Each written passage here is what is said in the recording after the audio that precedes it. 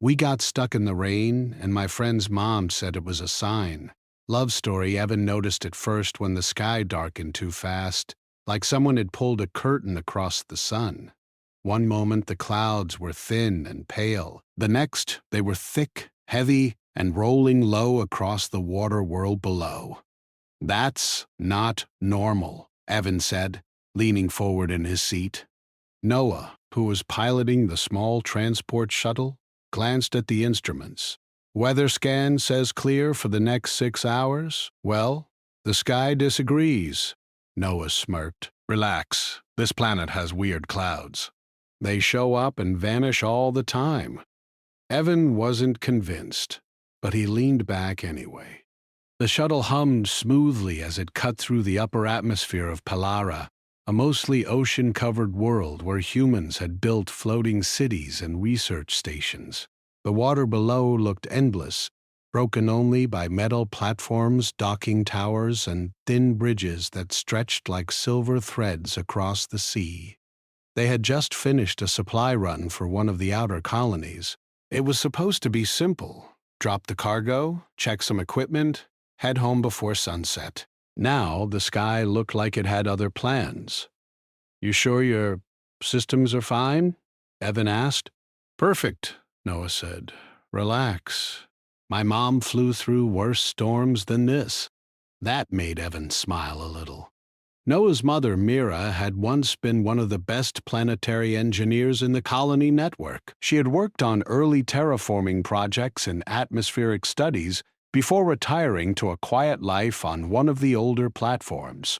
Evan had only met her a few times, but she always spoke like she knew things before they happened, which made conversations with her feel strange and calm at the same time. The shuttle suddenly shook. "Okay," Noah said, fingers tightening on the controls. "That's new." A low rumble rolled through the air. Not thunder, but something deeper, like the planet itself had cleared its throat. The rain began without warning.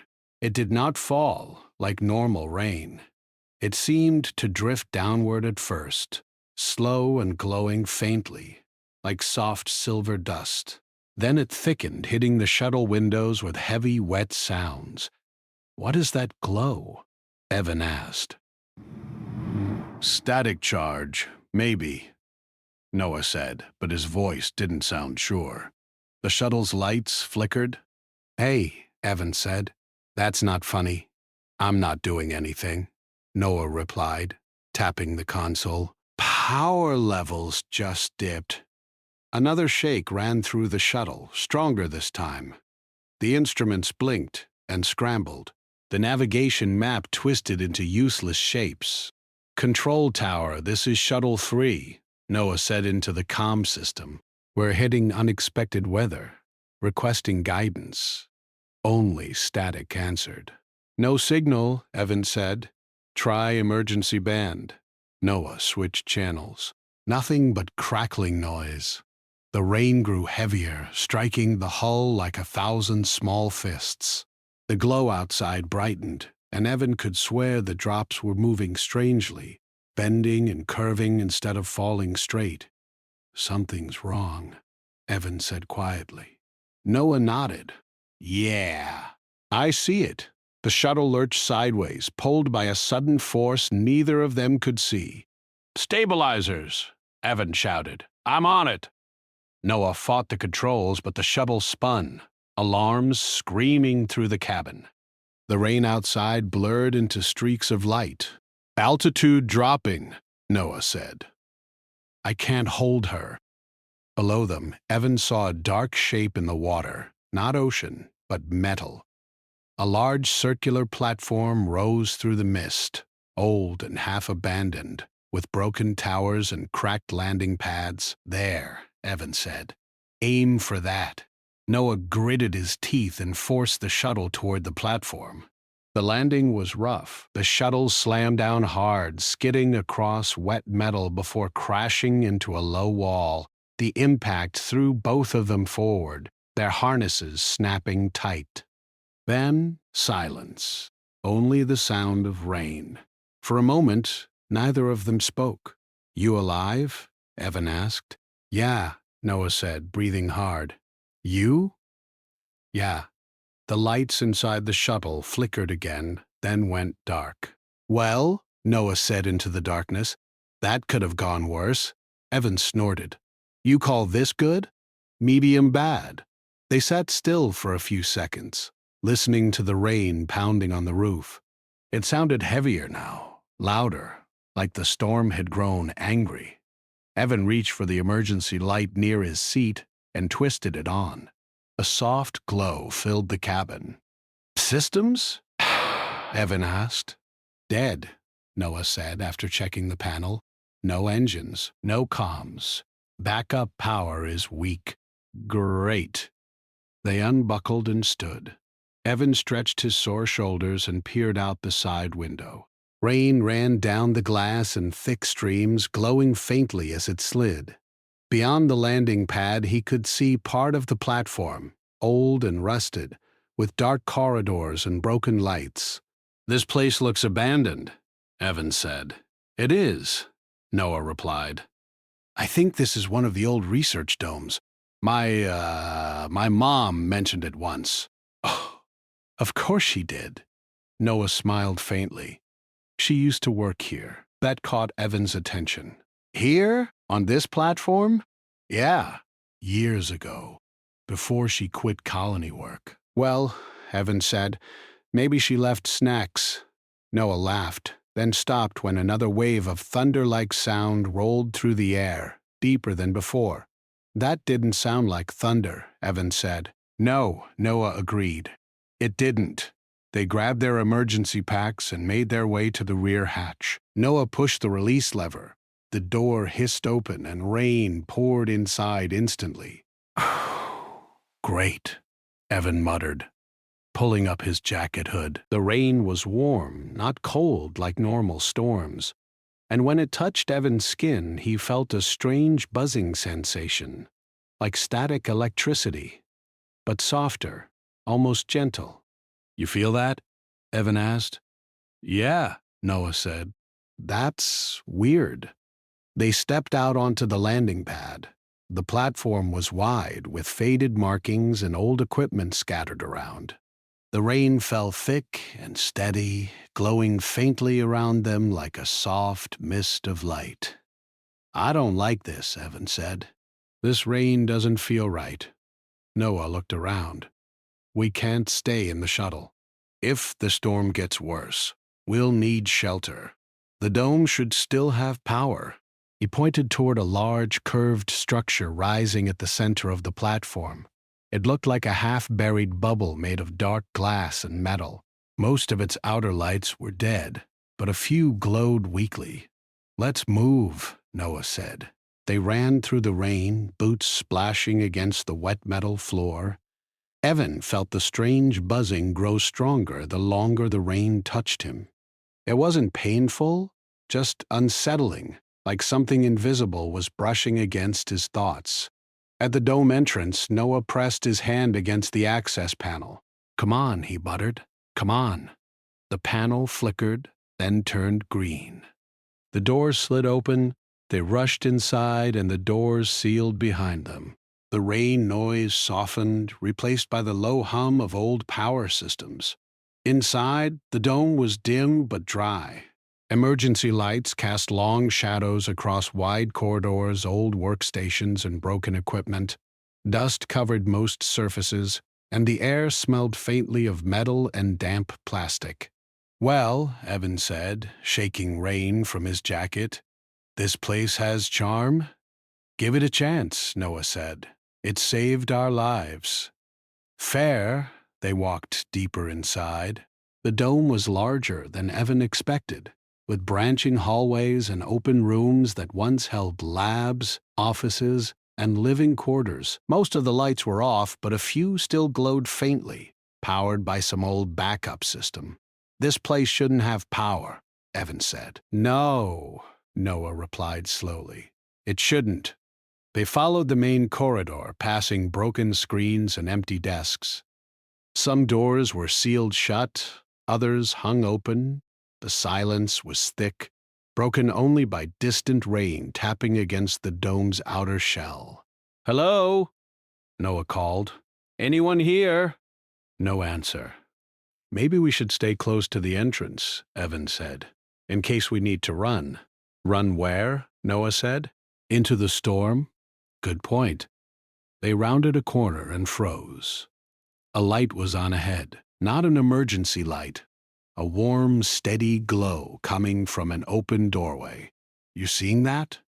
Evan whispered. Yeah. They moved slowly toward it. The doorway led into what looked like an old common room with tables, chairs, and a small kitchen area. Someone had cleaned part of it recently. There were freshwater containers, working lamps, and even a small heater humming softly in the corner. This place isn't abandoned, Evan said. That's impossible, Noah replied. This dome was shut down years ago. A voice spoke from behind them. Not completely. Both of them jumped. They turned and saw a woman standing near the far wall, holding a small lantern. She had dark hair streaked with silver, calm eyes, and a face that looked tired but kind. She wore simple clothes and boots, like someone used to walking long distances. Mom? Noah said. She smiled gently. Hello, Noah? Noah stared at her like she had just appeared out of thin air. What? How? What are you doing here? I live here, she said calmly. Here? Evan echoed. In this place? The woman turned her gaze to him and nodded. Sometimes. Noah rubbed his face. Mom, this platform is supposed to be abandoned. It mostly is, she said. But not all places that look empty truly are. Evan exchanged a look with Noah. You didn't tell me your mom lived on a broken research dome in the middle of nowhere, Evan whispered. I didn't know, Noah whispered back. Mira stepped closer, her lantern light warm against the cold metal walls. Are you both hurt? No, Noah said. Shaken, but okay. Good, she said. That storm can be dangerous. That storm crashed our shuttle, Evan said. We can't contact anyone. I know, Mira replied. That made Evan uneasy. You know? She nodded. The storm disrupts signals. Since when? Since always, she said simply. Noah frowned. Mom, what are you talking about? She studied both of them for a moment, then sighed. Come, sit down.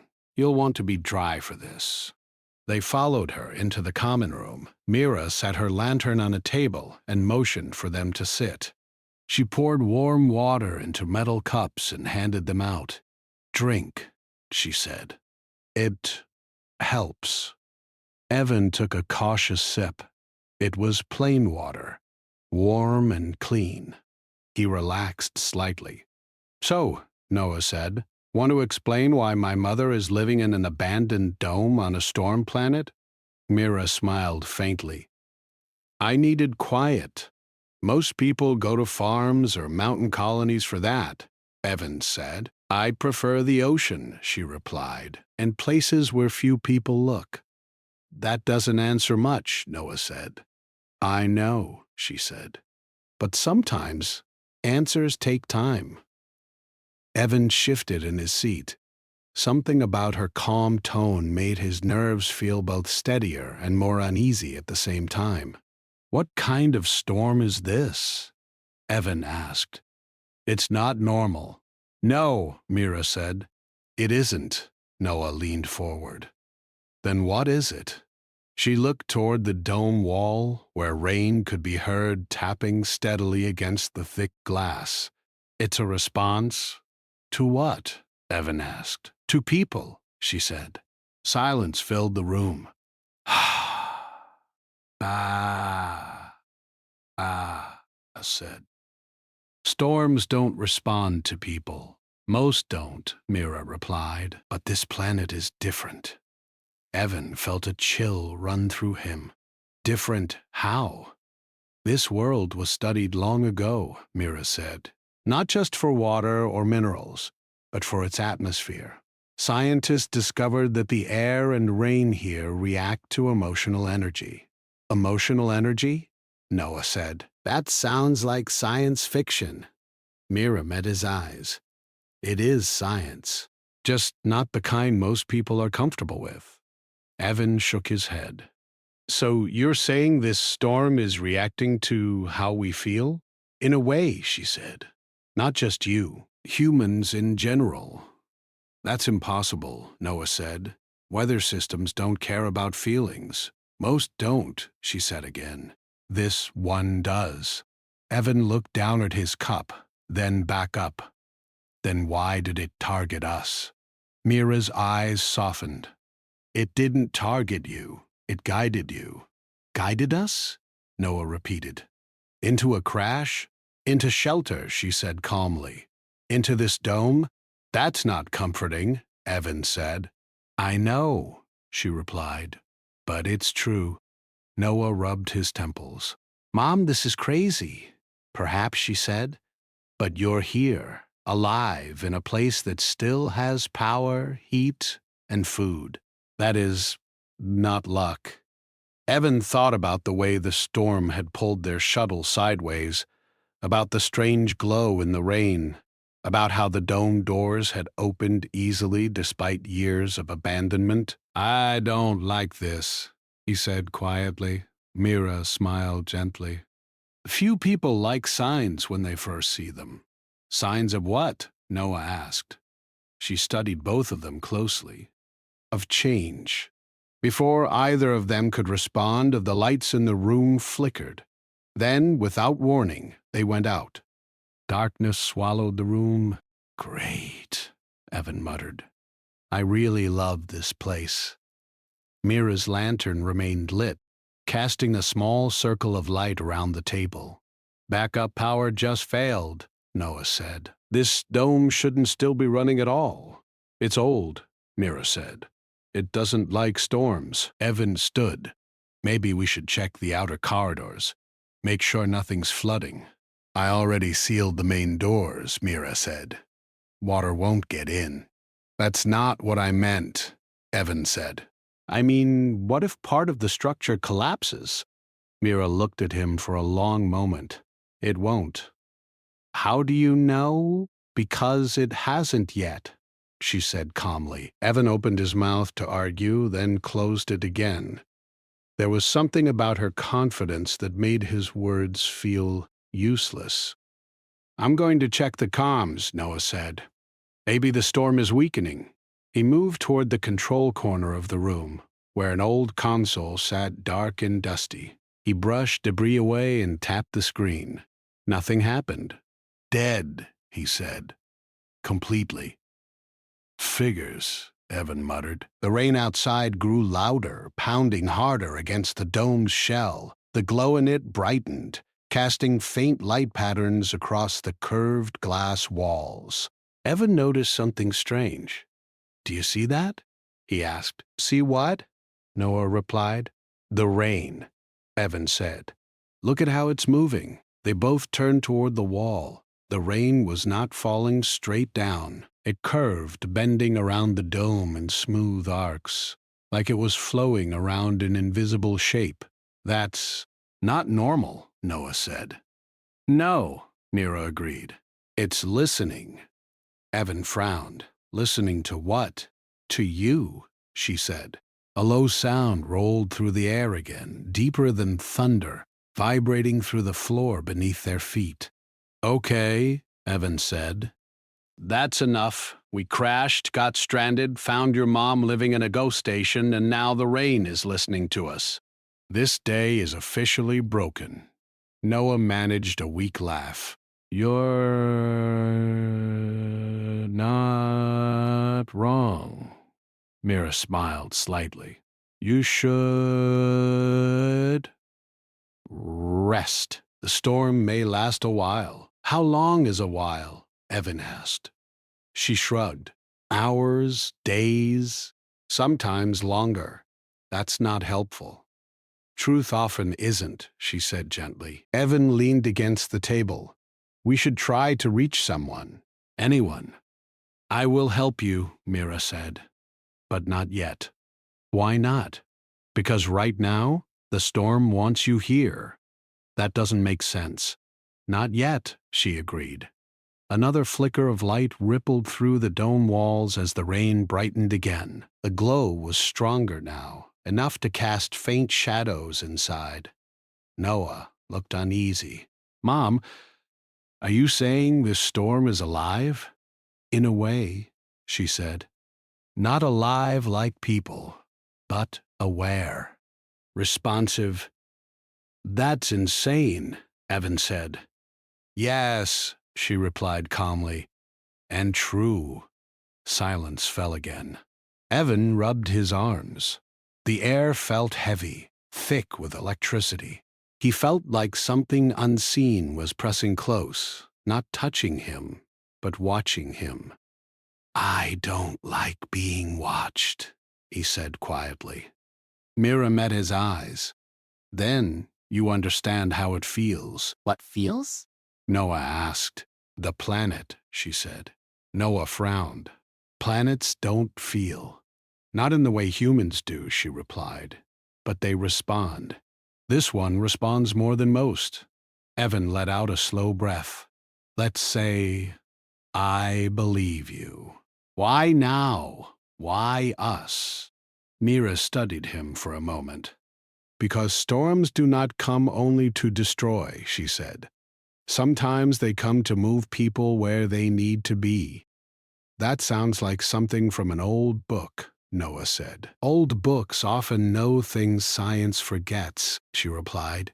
The rain outside suddenly intensified, pounding harder, louder, like the sky itself was knocking on the dome.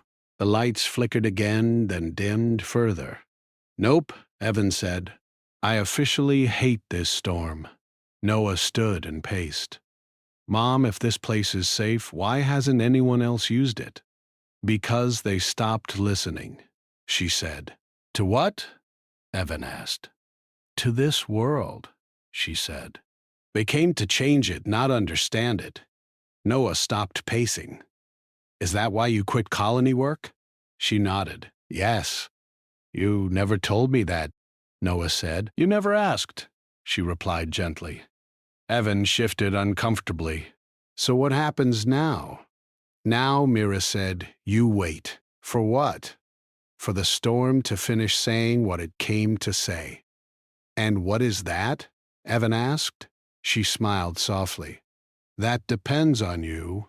Another deep rumble rolled through the dome, stronger than before. The floor vibrated beneath their feet. That's not normal thunder, Evan said. No, Mira agreed. It's closer. Closer to what? To listening, she said. Suddenly, a loud metallic crash echoed from somewhere deeper in the dome. Noah jumped. That didn't sound good. I'll check it, Evan said. No, Mira said sharply. Stay here. Why? Because this place isn't empty. Evan froze. What do you mean? There are things here, she said slowly, that you won't understand if you see them unprepared. That's not comforting at all, Noah said. Mira looked at him. You never liked comfort. You liked truth. Not like this, Noah muttered. Another crash echoed through the dome, followed by a scraping sound. Mom, Noah said. I'm serious. What's out there? Mira hesitated. Mom, she sighed. Memories. Evan blinked. Memories don't make crashing sounds. Not human memories, she said. Silence fell again. The rain outside shifted, its glow pulsing faintly, like a slow heartbeat. Evan felt his chest tighten. I think we should leave. Into the storm, Noah said. Better than sitting here waiting for whatever this is? Mira shook her head. The storm is worse.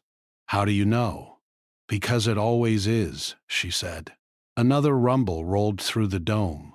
Closer now. The air felt thick, heavy, charged. Evan clenched his fists. This is insane. Yes, Mira said, but you're safe. Doesn't feel like it. Safety does not always feel safe, she replied. The emergency lights dimmed again, then stabilized. Noah moved closer to Evan. Okay, worst case, we're stuck here with my mysterious mother in a weird storm. Best case, rescue arrives soon. And the middle case? Evan asked. Noah hesitated. I don't know. Mira studied both of them. The middle case is the one that matters. Before Evan could ask what she meant, something else caught his attention. Movement. Not outside. Inside. He turned his head slowly toward the far end of the room, near the hallway leading deeper into the dome. Someone was standing there. Evan's breath caught in his throat. Noah? He whispered. What? Noah asked. Don't freak out, Evan said. But there's someone else here? Noah turned. A girl stood in the hallway, half hidden by shadow. She looked about their age, maybe a little younger. Her dark hair fell around her shoulders, damp, but not dripping.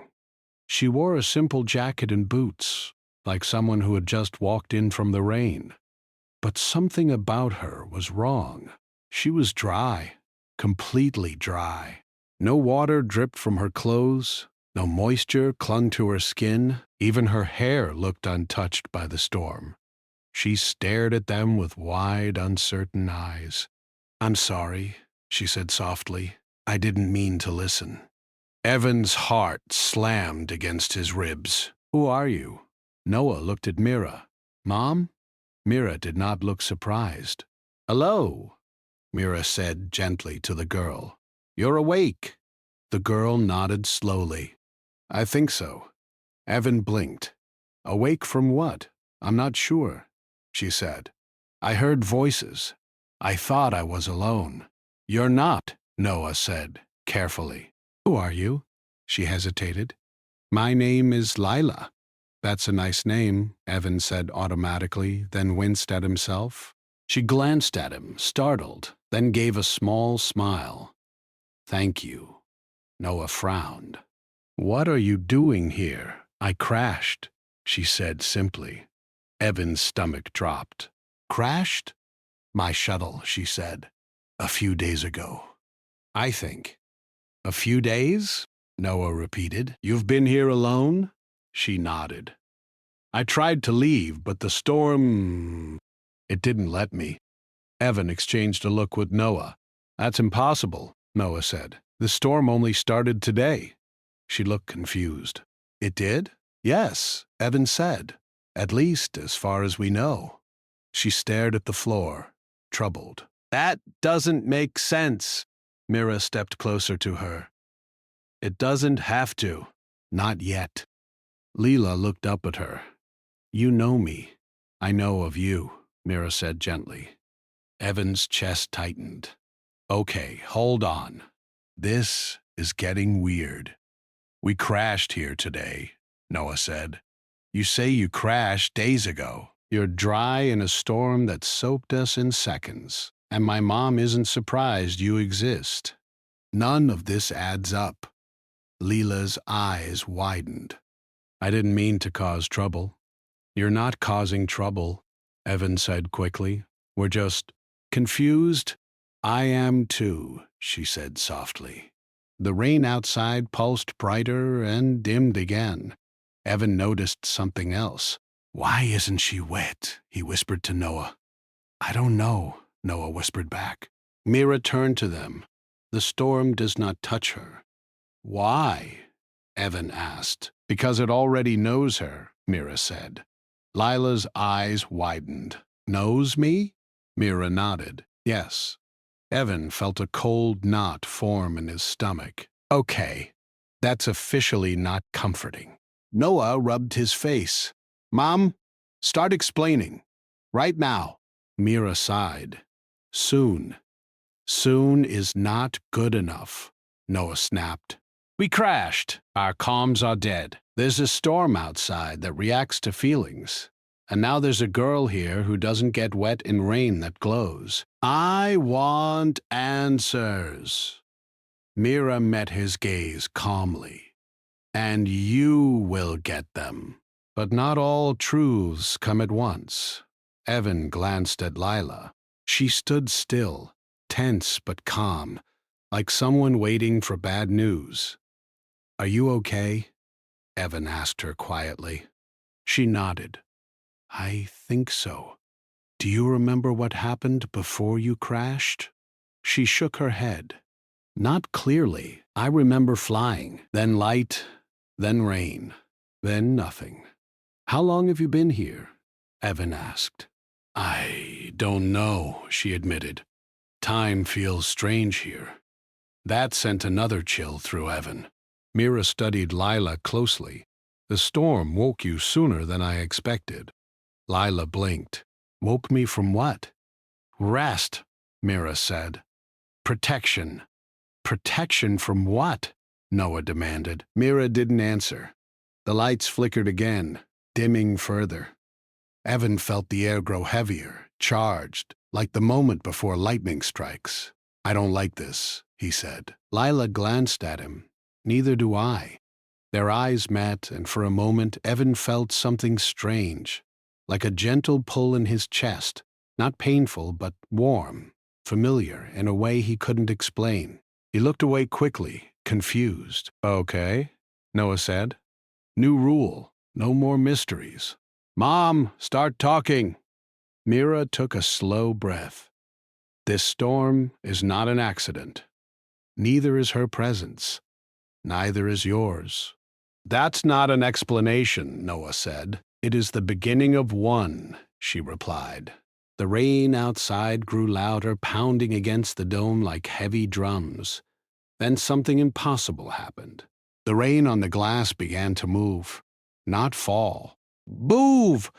The drop shifted sideways, forming faint lines and curves across the dome wall, glowing brighter than before. The patterns twisted and flowed, almost like writing, but in no language Evan recognized. What is that? He whispered. The storm is speaking, Mira said softly. Speaking how? Noah demanded. Through motion, she said. Through energy. That's impossible, Evan said. Many true things once were, she replied. The glowing patterns shifted again, forming larger shapes that pulsed slowly, like breathing. Lila stepped closer to the wall without realizing it. Do you see that?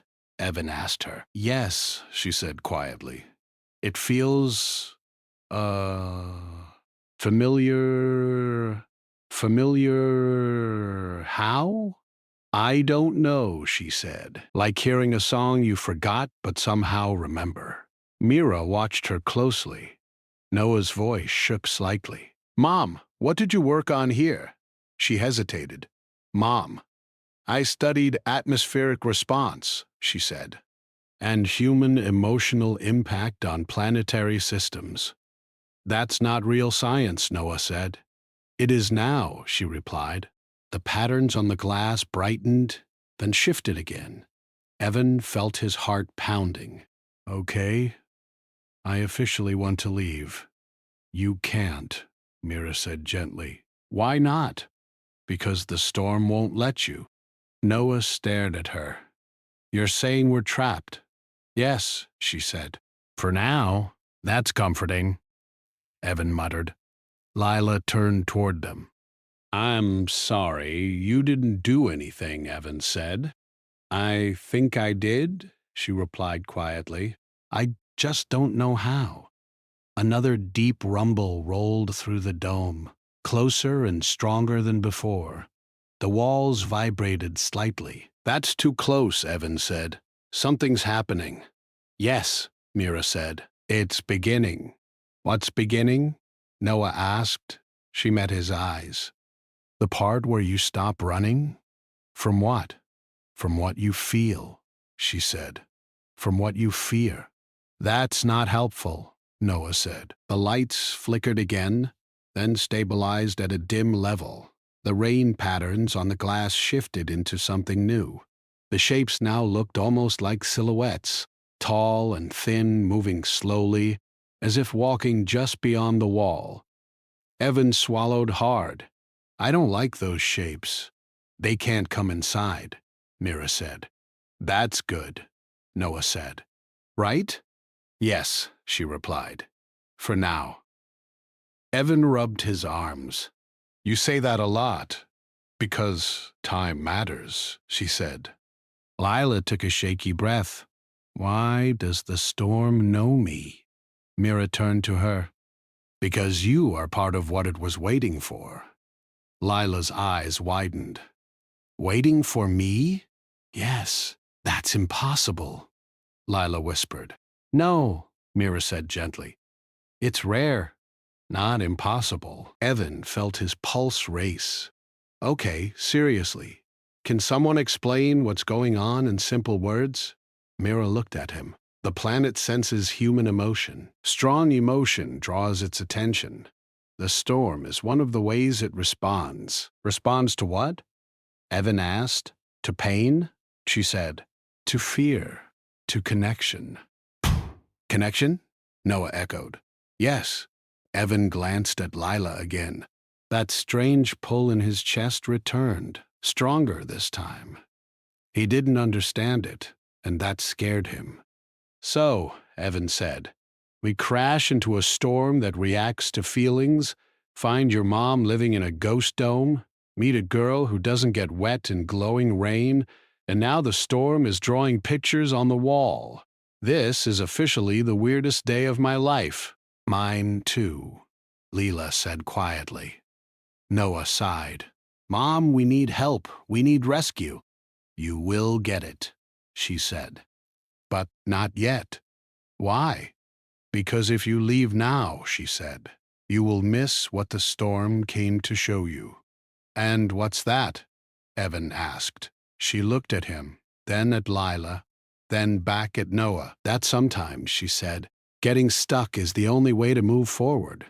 Before Evan could respond, the dome shook. Not gently, hard. Metal groaned. Dust fell from the ceiling. The lights flickered wildly. Oh, Evan, shouted. That's bad. Noah grabbed the table to steady himself. What was that? The storm is getting closer, Mira said calmly. Closer to what? Evan yelled. To you, she replied. Another violent tremor ran through the dome. A loud crash echoed from somewhere above.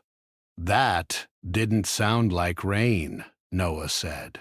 No, Mira agreed. That sounded like impact. Impact from what? Evan demanded. She hesitated. Mom, from the storm itself, she said quietly. Evan stared at her. Storms don't impact structures. This one does, she replied. Lila took a step back. I think it's angry. No, Mira said. It's not angry. Then what is it? Evan asked. Curious, she said. The dome shook again, harder this time.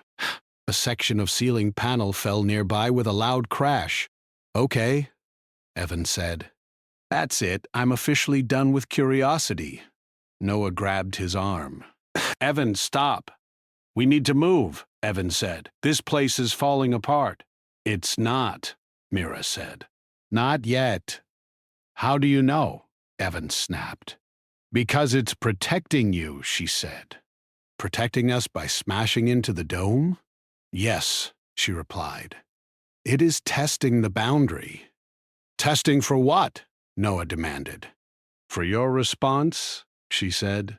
Evan's heart hammered. That makes no sense. Not yet, she replied again. Another deep rumble echoed through the dome. The rain outside pulsed brighter, then dimmed. Lila pressed her hands to her ears. I can hear it. Hear what? Evan asked. The storm, she whispered.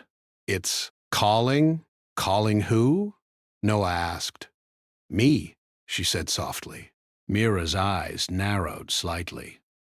Yes. Evan stared at Lila. What do you mean, calling you? I don't know, she said, voice shaking. But I feel like it wants me outside. That's insane, Evan said. You go out there, you'll get electrocuted. Or worse. I don't think it will hurt me, she said. How could you possibly know that? Noah asked. She shook her head. I just do. No, Evan said firmly. Absolutely not. No one's walking into glowing death rain. Lila met his eyes. You don't understand. No, he admitted. I don't. But I understand danger. Another crash shook the dome. A crack appeared in one of the glass panels, spidering outward. That's not good, Evan said. No, Noah agreed. That's really not good. Mira's face grew serious. The storm is escalating. What does that mean? Evan asked. It means it's losing patience, she said. With what? Noah demanded. With waiting, she replied. With being ignored. Ignore it harder, Evan muttered. Lila took a shaky breath. I think this is my fault. It's not, Evan said immediately. I think it is, she said. I think I'm connected to this. That doesn't mean you caused it, he replied. She's not wrong, Evan turned sharply. What? She is connected, Mira said. Deeply. How? Noah asked. Mira hesitated again. Mom, Noah said quietly, stop hiding things. She sighed. Very well, she turned to Lila.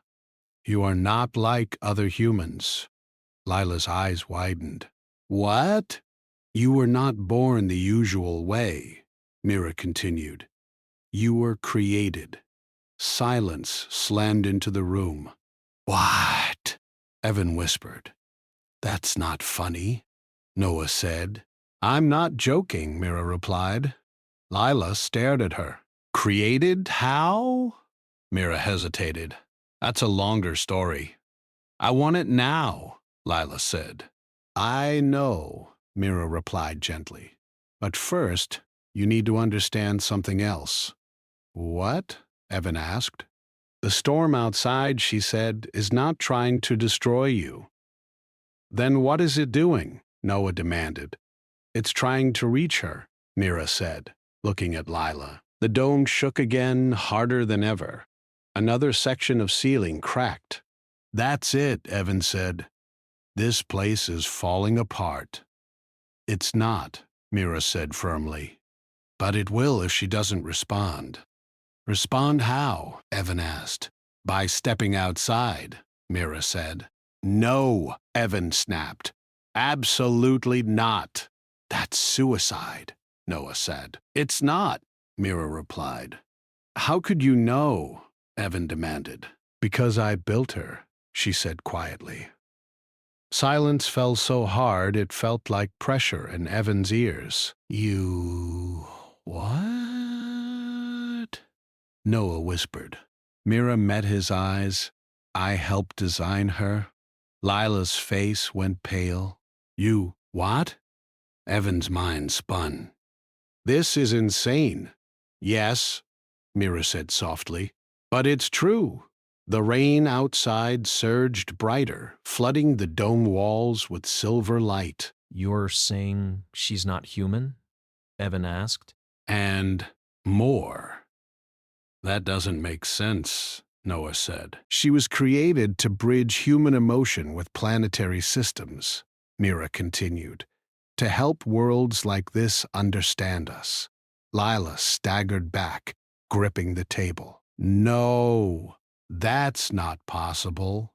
I know it's hard, Mira said gently. But it's true.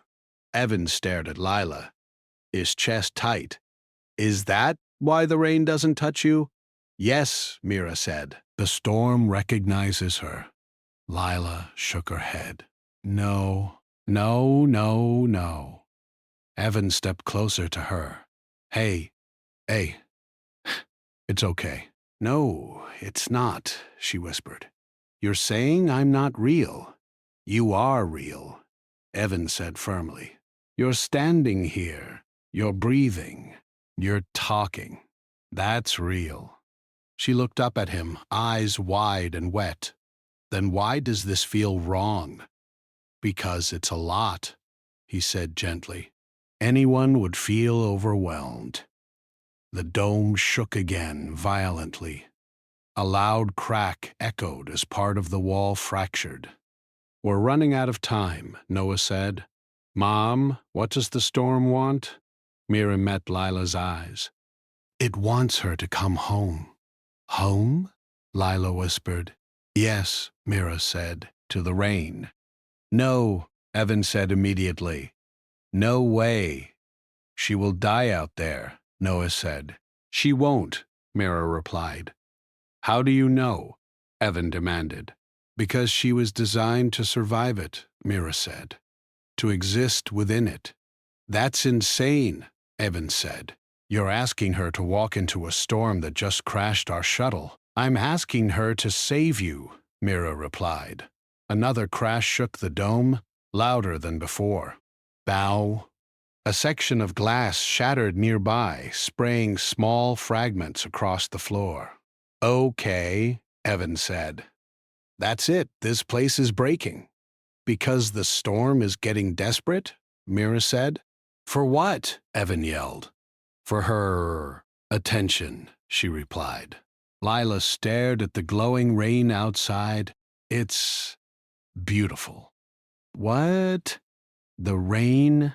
She said softly. It's not angry. It's sad. Sad, Noah echoed. Yes, she said. It feels lonely. Evan felt a chill. You can feel the storm? She nodded slowly. I think I always could. I just didn't know what it was. Mira watched her closely. You're remembering. I don't want to, Lila whispered. Another tremor rocked the dome. No, Evan said. No one's leaving this room. We find another solution. There is no other solution, Mira said gently. That's unacceptable, Evan snapped. She met his eyes. Then you need to listen harder. Evan opened his mouth to argue, but another violent crash cut him off. The dome groaned, metal bending somewhere above them. Evan, Noah said urgently. We're going to die in here. I know, Evan shouted. And I'm not sending her out there to fix it. Lila turned to him. You don't understand. Then explain, he said. She swallowed. When the storm hits the dome, I feel it. Not pain, not fear. It feels like someone knocking on a door that hasn't been opened in a long time. That doesn't mean you should answer it, Evan said. But if I don't, she said quietly, it will keep knocking harder. The dome shook again, more violently than before. A beam overhead creaked dangerously. She's right, Noah said. Mom, if this keeps up, the dome will collapse. It won't, Mira said. Not if she responds. Evan stared at Lila. You don't owe this storm anything. I think I do, she whispered. No, he said firmly. You don't. She met his eyes. I think I was made for this. That doesn't mean you have to do it, he replied. I don't want anyone to get hurt, she said. That's not your responsibility, he said. She looked away. It feels like it is. Mira watched them, eyes, thoughtful. Another crash rocked the dome, stronger than ever. A section of the wall split, and rain began seeping through in thin, glowing streams. That's bad, Noah said. That's really bad. Evan's heart pounded. Okay. New plan. We move deeper into the dome, find a stronger section, barricade, wait it out. There is no stronger section, Mira said. How do you know? Evan demanded. Because this structure was not designed for storms like this, she replied. Then why are we still alive? Noah asked. Because the storm is holding back, Mira said. Holding back from what? Evan snapped. From destroying this place completely, she replied. That's comforting, Evan muttered. Another crack echoed as more glass shattered. Lila flinched. It's getting worse. Yes, Mira said. It is. Then stop it, Evan said. You're the one who built her. Fix this. I can't, Mira said softly. Only she can. Evan stared at her. That's insane. Yes, Mira replied. But it's true. Lila took a shaky step toward the broken wall, toward the glowing rain beyond. No, Evan said, grabbing her arm. She turned to him. Evan, don't, he said. Just don't. I don't want to hurt anyone, she whispered. You're not hurting anyone, he replied. The storm is, and I can stop it, she said quietly. No, he said. You can't. You don't even know what it will do to you. I think I do, she said softly. Another violent tremor shook the dome, throwing Evan off balance. Okay, Noah said urgently. We're out of time. Something's going to collapse. I won't let her go, Evan said. Lila looked at him. Why? He froze. I barely know you, she continued. Why do you care? Evan swallowed hard. I don't know, he admitted. I just do. She stared at him, surprised. That's not a reason, she said softly. It's enough, he replied. Mira watched them quietly. The rain outside surged brighter, flooding the room with silver light. Please, Lila whispered. Let me try. No, Evan said again. She gently pulled her arm from his grip. If I'm wrong, I'll come back. And if you're not? He asked. She hesitated. Then I won't. His chest tightened painfully. That's not acceptable. I don't think I get to choose that, she said softly. No, he said fiercely. You do. Another massive crash rocked the dome. A support beam snapped somewhere above them. Evan, Noah said. This place is coming down. I know, Evan shouted. Mira stepped forward. You don't have much time. I'm not sending her out there, Evan yelled. She's already being called, Mira said. Lila closed her eyes. It's loud now. Don't listen to it, Evan said. I can't not, she whispered. The dome shook again, violently. Dust rained from the ceiling. That's it, Noah said. We're seconds away from collapse. Evan's heart raced. He looked at Lila, then at the broken wall, then at the shaking ceiling. No, he whispered. No, no, no. Lila stepped closer to him. I'm scared. Good, he said. Then don't go. I'm scared of what will happen if I don't, she whispered. He stared at her, helpless. I don't want you to die, he said. I don't think I will, she replied softly. But I think others might. Another violent crash echoed through the dome. Evan clenched his fists. This isn't fair. No, she agreed. It's not.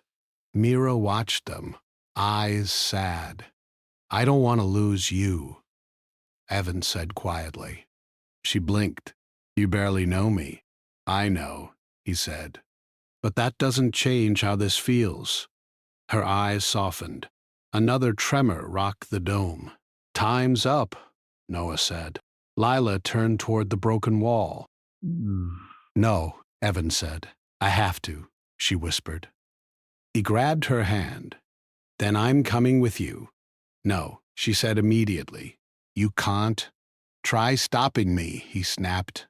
She hesitated. You'll die. I don't care, he said. I do, she replied softly. He froze. She pulled her hand free gently. Ah, please. He shook his head. No. She looked at him with something like sadness. Thank you. Then she turned and ran toward the broken wall. Leela! Evan shouted. He ran after her, but Noah grabbed his arm. Evan, stop, Noah yelled. She's right. You'll die! Let go! Evan shouted, struggling. Mira stepped forward. Noah, release him. What? Noah said. She won't go alone, Mira said quietly. Noah stared at her. You're letting him go? He must choose, she replied. Noah hesitated, then let go. Evan ran. He burst through the broken wall into the storm. The rain hit him instantly, hard and electric, burning cold and hot at the same time. His skin screamed with shock, his muscles locking as the storm's energy surged through him. He screamed. The world blurred into light and pain. But before he could collapse, something caught him. Arms, strong, steady arms. Lila. She stood in the rain, untouched, glowing faintly, holding him upright. Evan, she said urgently, you can't be here. I'm not leaving you, he gasped. You're dying, she said. I don't care, he whispered. She pressed her forehead against his. I do. The rain around them bent, curving away from her body, forming a strange hollow in the storm where Evan could breathe. How are you doing this? He whispered. I don't know, she replied. But I can't protect you for long. Then come back, he said. Please. She looked at him, eyes full of fear and something deeper he couldn't name. I'm sorry, she whispered. She pushed him backward. Not hard, just enough. The rain surged between them, tearing him from her grip. Lila, he screamed. The storm flung him backward toward the dome. Strong hands grabbed him. Noah, are you insane? Noah shouted. You almost died. Evan struggled, eyes locked on Lila. She stood in the rain, alone now, glowing faintly, her hair lifting in the storm wind. Come back, Evan yelled. She shook her head. I'm sorry, she mouthed. Then she turned toward the heart of the storm. The rain around her surged, brighter than ever, forming a swirling column of light that lifted around her like a living wall. No! Evan screamed, trying to break free. Evan! Noah shouted, dragging him back into the dome.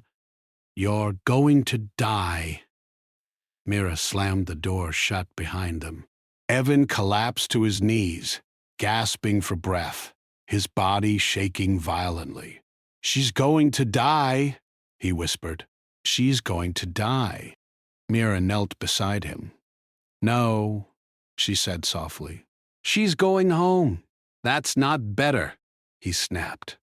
You don't understand yet, she said. I don't care, he shouted. She went out there because of us. No, Mira said gently.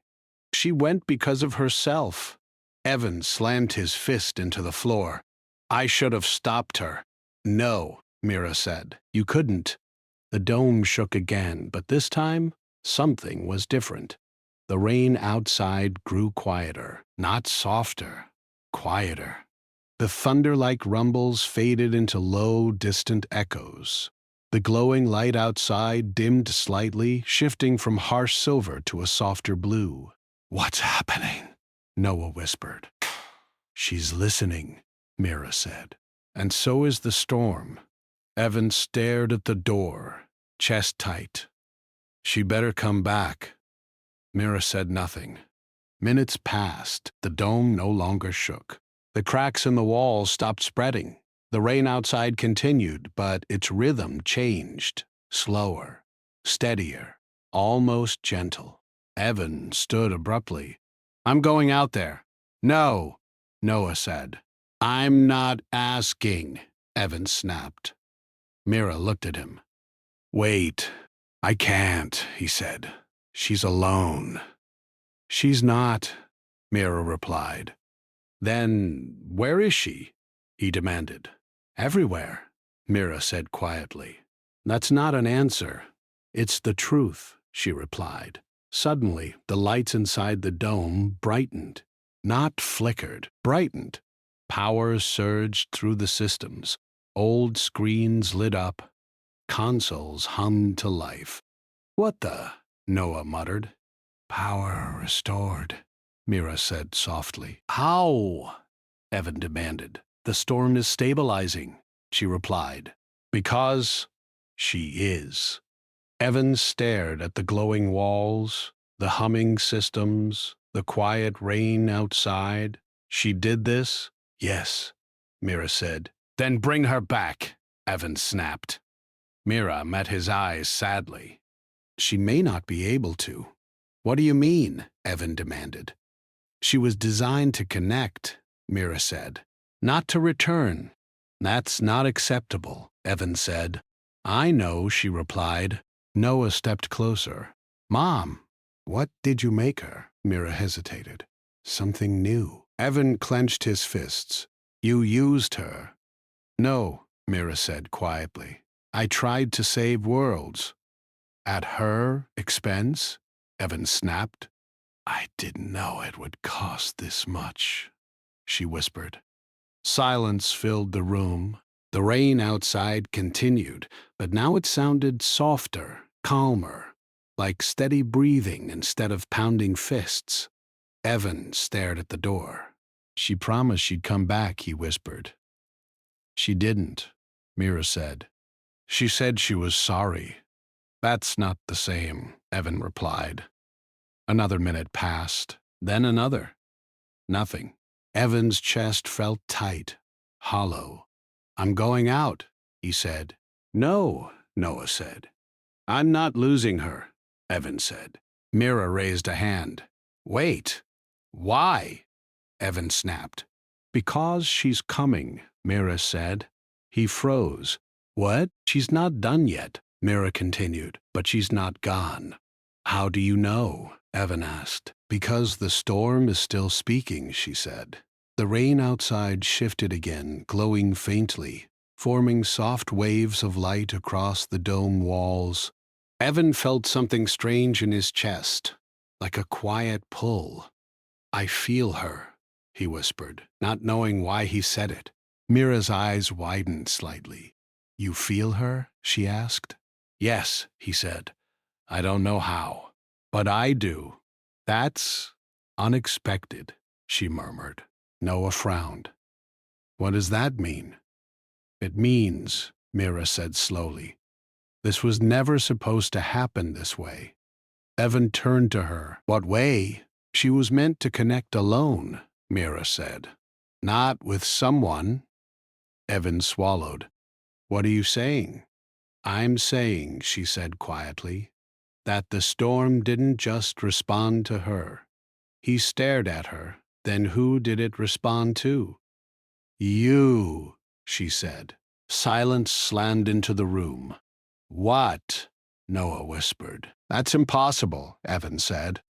Nothing about today has been possible, Mira replied. Evan shook his head. You're wrong. Am I? She asked. He hesitated. You ran into a lethal storm without thinking, she continued. You felt her before I told you anything.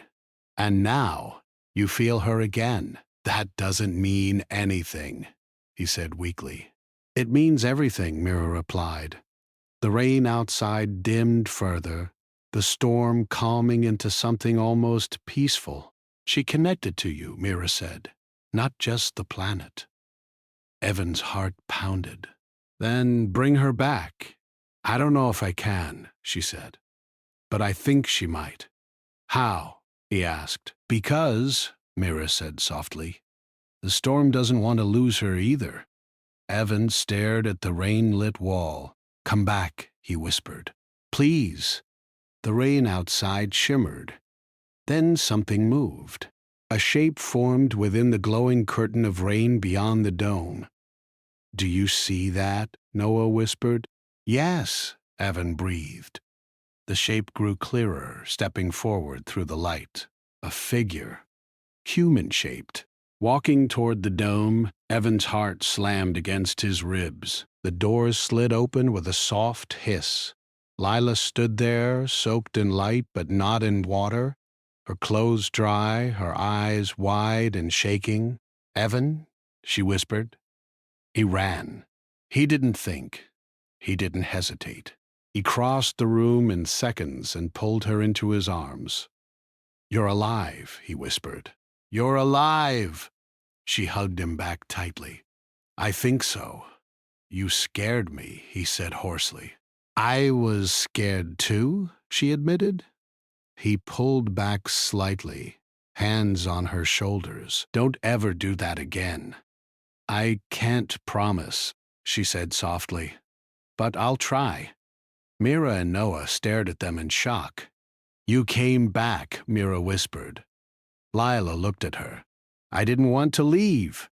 "But you did," Mira said.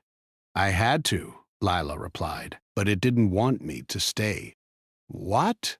Evan asked. "The storm," she said. It listened, and then it let me go. Mira's eyes widened. "That shouldn't be possible."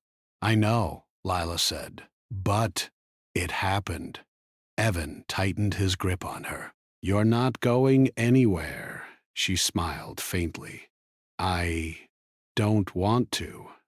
Noah stared at them. "What did you do out there?" Lila hesitated. "I listened back." "To what?"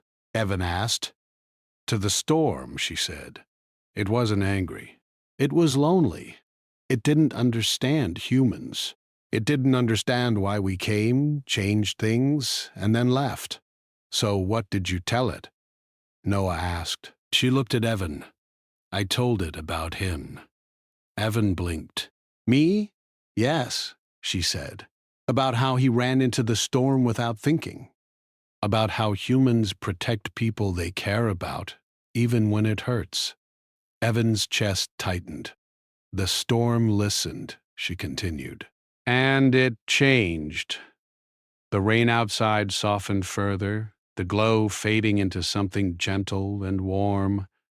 The dome lights stabilized. Silence filled the room, calm and strange. Mira stared at Lila. "You shouldn't have been able to do that." "I know," Lila said quietly, "but I did. Because of him," Mira whispered. Lila nodded. Evan swallowed. "So, the storm's over?" "For now," Lila said. "For now?" Noah echoed. "Yes," she replied. "It's not done learning." Evan frowned. "Learning what?" "Us," she said. Mira looked thoughtful. "This changes everything." "I don't care," Evan said. "She's alive." Lila squeezed his hand. Noah let out a shaky breath. "Okay, so what now?" "We wait," Mira said. "And we try to contact rescue." Noah nodded. "I'll check the comms." He moved to the console, now glowing with restored power. He tapped the screen, adjusting frequencies. "Control tower, this is Shuttle 3, he said. "Do you copy?" Static crackled for a moment. Then a voice came through. "Shuttle 3, this is Central Control. We read you. What happened?" Noah stared at the console. "We're alive." Evan laughed weakly. "Barely." Relief washed through the room. "Emergency response team is on the way," the voice continued. "Hold position. Copy that." He turned back to the others, smiling. "Help's coming." Evan looked at Lila. "Good. You're not disappearing again." She smiled faintly. "I'm not planning to." Mira studied them both quietly. "You weren't supposed to come back," she said to Lila. "I know," Lila replied, "but I didn't want to leave him." Mira looked at Evan. "And you weren't supposed to go out there?" "I know," Evan said, "but I wasn't letting her go alone." Mira smiled sadly. "Humans are very bad at following plans." "Good," Evan muttered. The rain outside continued softly, no longer glowing brightly, just normal rain now, gentle and quiet. Evan noticed something strange. "I can't hear it anymore," he said. "Hear what?" Noah asked. "The storm," Evan replied. "It felt loud before, inside my head." "And now?" Lila asked. "Now it feels quiet," he said. She smiled. "It's resting." Mira nodded. "So are you." Silence settled in the dome, not tense, but calm. Evan looked at Lila. "Are you okay?" "I think so," she said. "Just tired." "Sit," he said, guiding her to a chair. She sat, hands trembling slightly. Noah glanced at Mira. "Mom, what happens to her now?" Mira hesitated. "That depends." "On what?" Evan asked. "On the storm," she said. "And on her? And on me?" Evan asked. Mira met his eyes. "Yes?" He frowned. "Why me?" "Because," she said softly, "you changed the outcome." "I just ran into the rain," he said. "Yes," she replied. "Exactly." Lila looked at him. "You shouldn't have." "I would again," he said without hesitation. She stared at him, surprised. "That's not smart," she said. "I never said I was," he replied. She laughed quietly, then winced. "Okay, that hurt." "Sorry," he said, smiling. Mira watched them, thoughtful. "You two are connected now," she said. Evan blinked. "What does that mean?" "I don't know yet," she admitted. "But the storm knows." "That's comforting," Evan muttered. Leela looked toward the wall where rain slid quietly down the glass. "It feels different now." "How?" Noah asked. "Quieter," she said, like something that was screaming finally stopped. "That's good," Evan said. "Yes," she replied. "It is." Another few minutes passed in silence. Then the dome doors hissed again. Evan tensed, but this time, familiar figures rushed in, wearing rescue gear and helmets. "Anyone injured?" a voice called. "No," Noah said. "But our shuttle's wrecked." "Good thing we found you," the rescuer said. "Storm interference almost blocked your signal completely." Evan glanced at Lila. "Not completely," he muttered. Rescue teams moved through the dome, checking systems, scanning the structure for damage. Mira stood quietly, watching. Noah turned to her. "Mom, why didn't you tell me any of this?" She sighed. "Because I hoped it was over." "Clearly it's not," he said. "No," she replied. "It isn't." Evan leaned closer to Lila. "You okay with all this?" "No," she said honestly. "But I'm okay with you." His heart skipped. "Good," he said softly. "Because I'm not letting you disappear." She smiled. "I'm not planning to." Rescue workers approached them. "We'll get you off this platform soon," one said. "Storm's clearing fast." Evan nodded. "Good." Lila stood slowly. "I've never left this place before." "You're about to," Evan said. She looked at him. "I don't know what's out there." "Me neither," he said. "But we'll figure it out." "We?" she asked. "Yes," he replied without hesitation. She studied his face, then nodded. "Okay." Mira watched them closely, her expression unreadable. The rain outside had nearly stopped now, fading into light mist. As rescue teams prepared transport, Evan felt a strange sense of calm settle over him. The storm that had filled the sky, the dome, and his chest just hours ago now felt distant, like a bad dream fading in the morning light. But something told him this was not over, not even close. As they walked toward the exit, Lila hesitated, glancing back at the rain. "Do you hear it?" she asked softly. "No," Evan said. "Do you?" "Not like before," she said. "But it's still there, watching." "Let it watch," he said.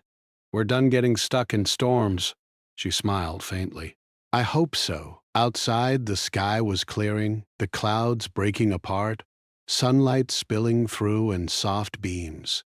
The ocean below shimmered, calm and endless. Evan paused on the edge of the platform and looked at the sky. Worst day of my life, he said. Lila tilted her head. Really? Okay, he corrected. Weirdest, she smiled. Behind them, Mira spoke quietly. This storm wasn't random, she said. It never was. Evan turned. Then what was it? She looked at Lila, then at Evan. A beginning, she said. Evan felt something twist in his chest. He didn't know what that beginning would lead to, but he knew one thing. Getting stuck in that rain had changed everything. And whatever was coming next, it was going to be worse, or better, or both. The rain outside grew heavier, pounding against the broken dome like thousands of soft drums. Evan stood near the cracked window, watching the glowing drops slide down the glass in slow, bending lines. The storm did not fall straight. It curved, twisted, and sometimes paused in the air, as if thinking before touching the ground. Every time Evan saw it move, his chest felt tight, like the rain was pulling at something inside him. Behind him, Noah paced back and forth across the wide room, boots scraping against the metal floor. This place gives me bad vibes, he said. No signal, no backup power. A storm that acts like it's alive. And now your mom says it's some kind of sign? Mira sat calmly on a broken bench, hands folded in her lap. Not a sign, she corrected gently. A message. A message from what? Noah snapped. The sky? Mira smiled faintly. From the planet. From life itself. You don't always need words to speak. Evan turned from the window. I don't understand any of this, but something feels wrong. The storm is changing. As if answering him, a deep rumble rolled through the dome. The lights flickered, then steadied. Water leaked from a crack in the ceiling, but instead of falling straight down, it drifted sideways before landing on the floor. Noah stared. That's not normal. Not even close. Before Mira could reply, a soft sound came from the far side of the room. A quiet step. Then another. Evan froze. Did you hear that? Noah nodded slowly. Yeah. We're not alone.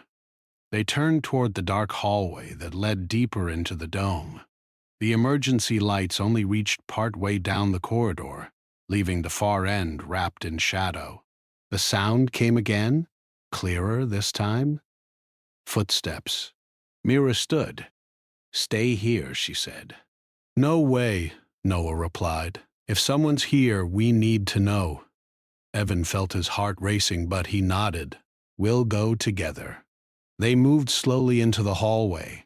The air felt cooler here, heavy with moisture and something else Evan couldn't name. The walls were lined with old panels, many cracked or dark, some still glowing faintly with unreadable symbols. Water trickled along the floor, but like the rain outside, it didn't move in straight lines. It bent and curved as if pulled by invisible forces. Hello? Evan called. His voice echoed softly. Is anyone there? No answer. They took a few more steps. Then a figure stepped into the light. She was young, maybe around Evan's age. Her clothes were damp but not soaked. Her hair was dark and loose around her shoulders, dry despite the storm. She stood calmly, hands at her sides, looking at them with wide, steady eyes.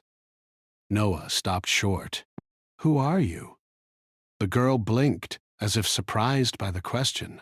I'm Lila. Lila what? Noah pressed. She hesitated. I don't remember. Evan frowned. You don't remember your last name? She shook her head slowly. No, I remember my first name. I remember the storm. and the light, but not much else. Noah glanced at Evan. That's not suspicious at all. Evan ignored him and looked back at Lila.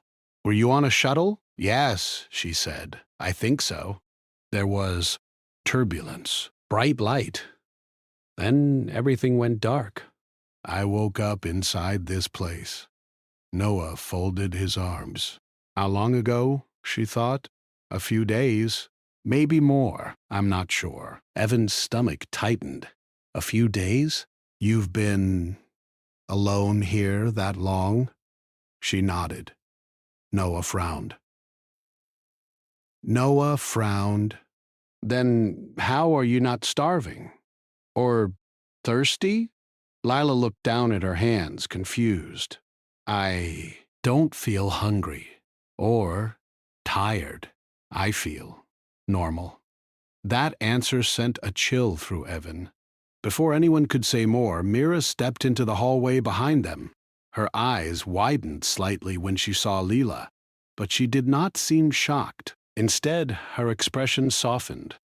So, Mira said quietly, you found her. Noah turned. You know her? Not personally, Mira replied. But I know what she is. Evan's heart skipped. What she is? Lila looked between them, nervous. What does that mean? Mira approached slowly, her movements gentle. It means you are special, child. More special than you realize. Noah stepped between them. Okay, hold on. That's not comforting. You're saying this girl just appears in a storm that bends reality, and now you're calling her special like that explains everything?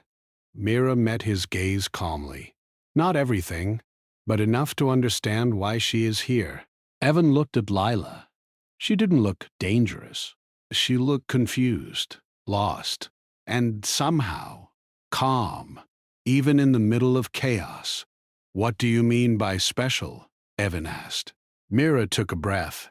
Years ago, before this dome was abandoned, scientists studied this planet's atmosphere. They discovered it reacted to human emotion. Fear, hope, love, anger.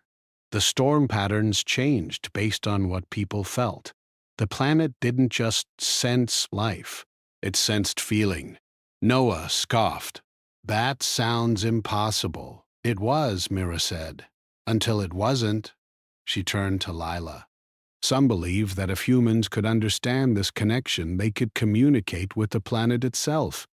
So they began experiments. Not cruel ones, but risky ones. They tried to create a bridge. Evan felt his pulse quicken. A bridge between what? Between human emotion and planetary response, Mira said. Between heart and world. Lila's breathing grew shallow. Are you saying I'm part of that? Mira nodded gently. Yes. Silence filled the hallway. Noah let out a sharp laugh. That's insane. You're saying she's some kind of experiment? No, Mira replied. She is not a machine. She is not a tool. She is human. But her mind and body were shaped to resonate with this planet's energy. She can feel it. And it can feel her. Evan stared at Lila. Is that true? She shook her head quickly. I don't remember any of that.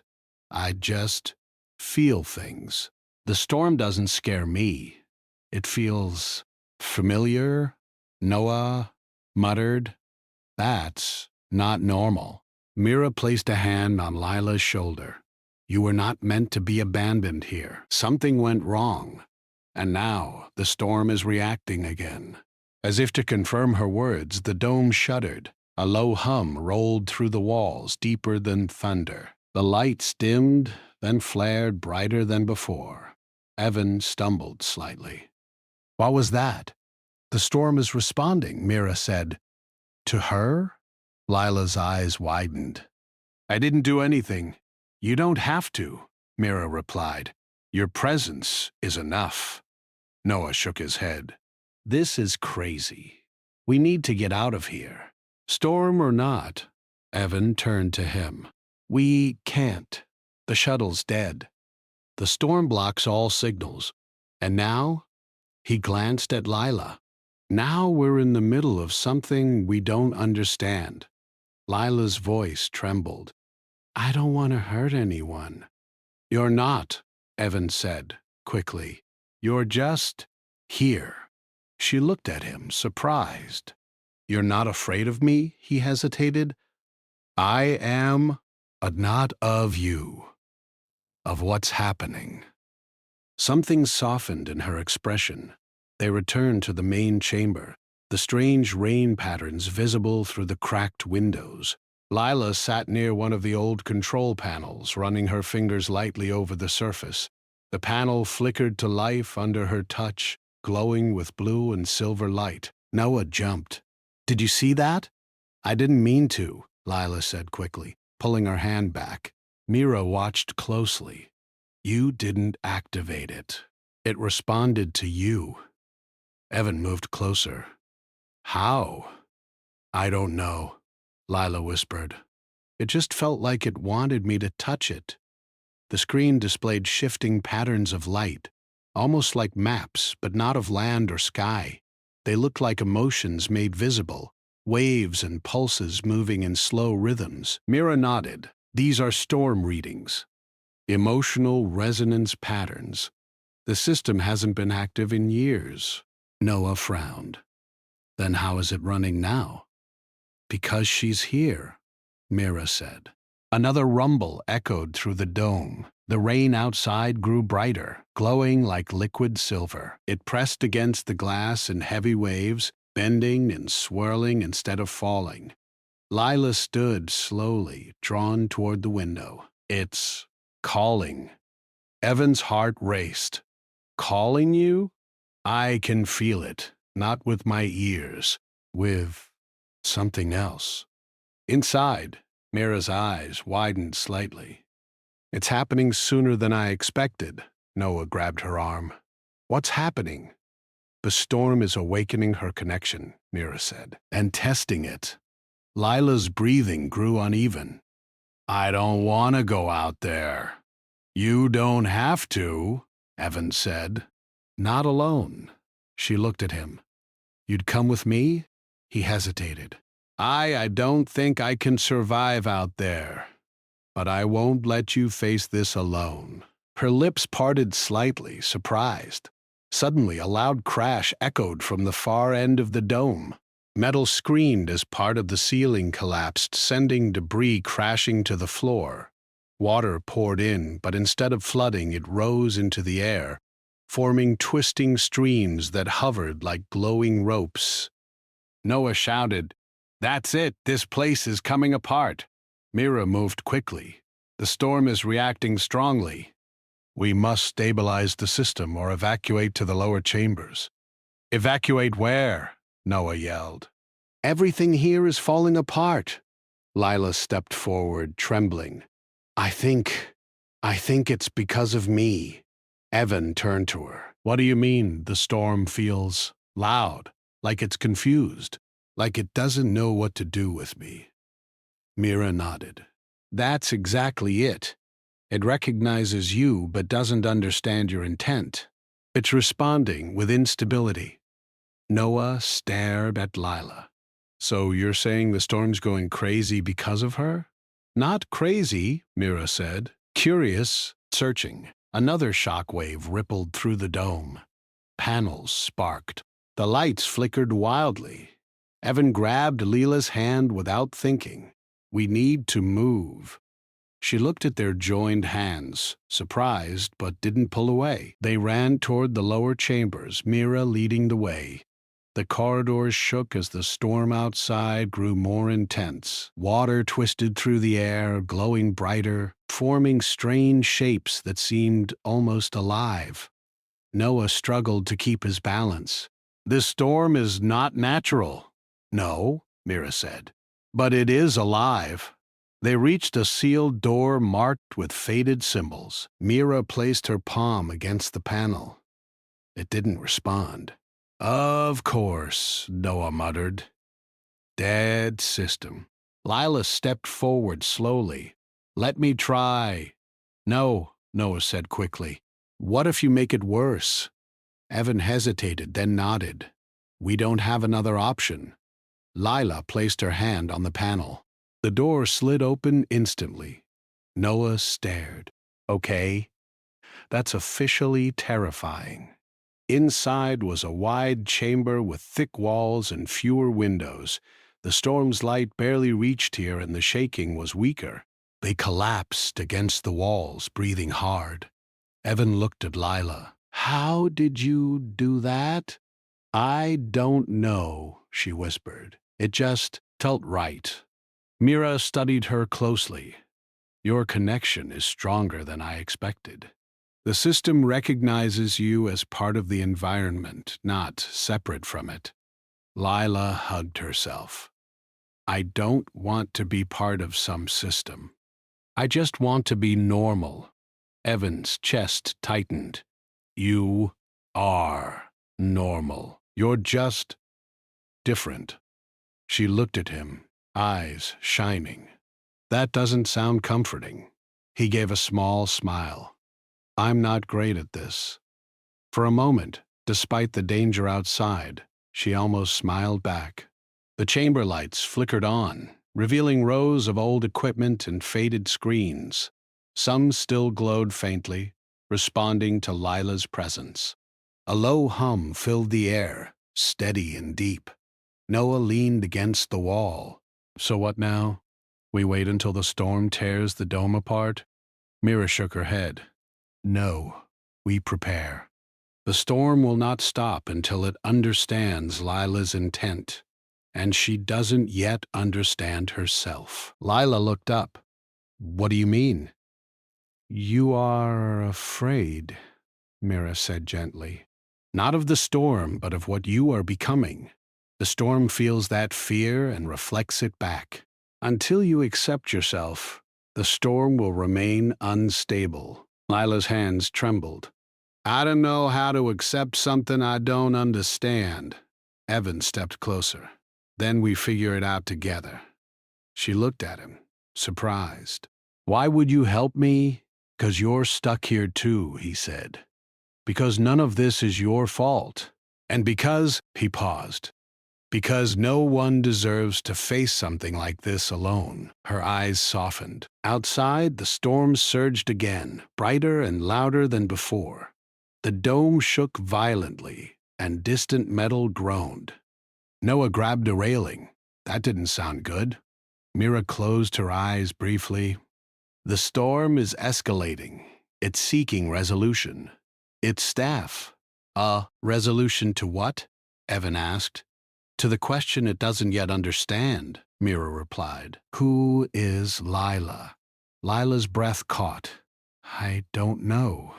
Mira placed a hand over her heart. Then the storm will keep searching.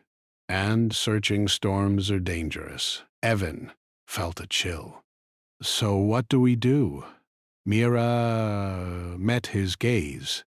We help her remember. We help her understand herself. Only then will the storm find balance. Silence fell. Noah finally spoke. And if she can't?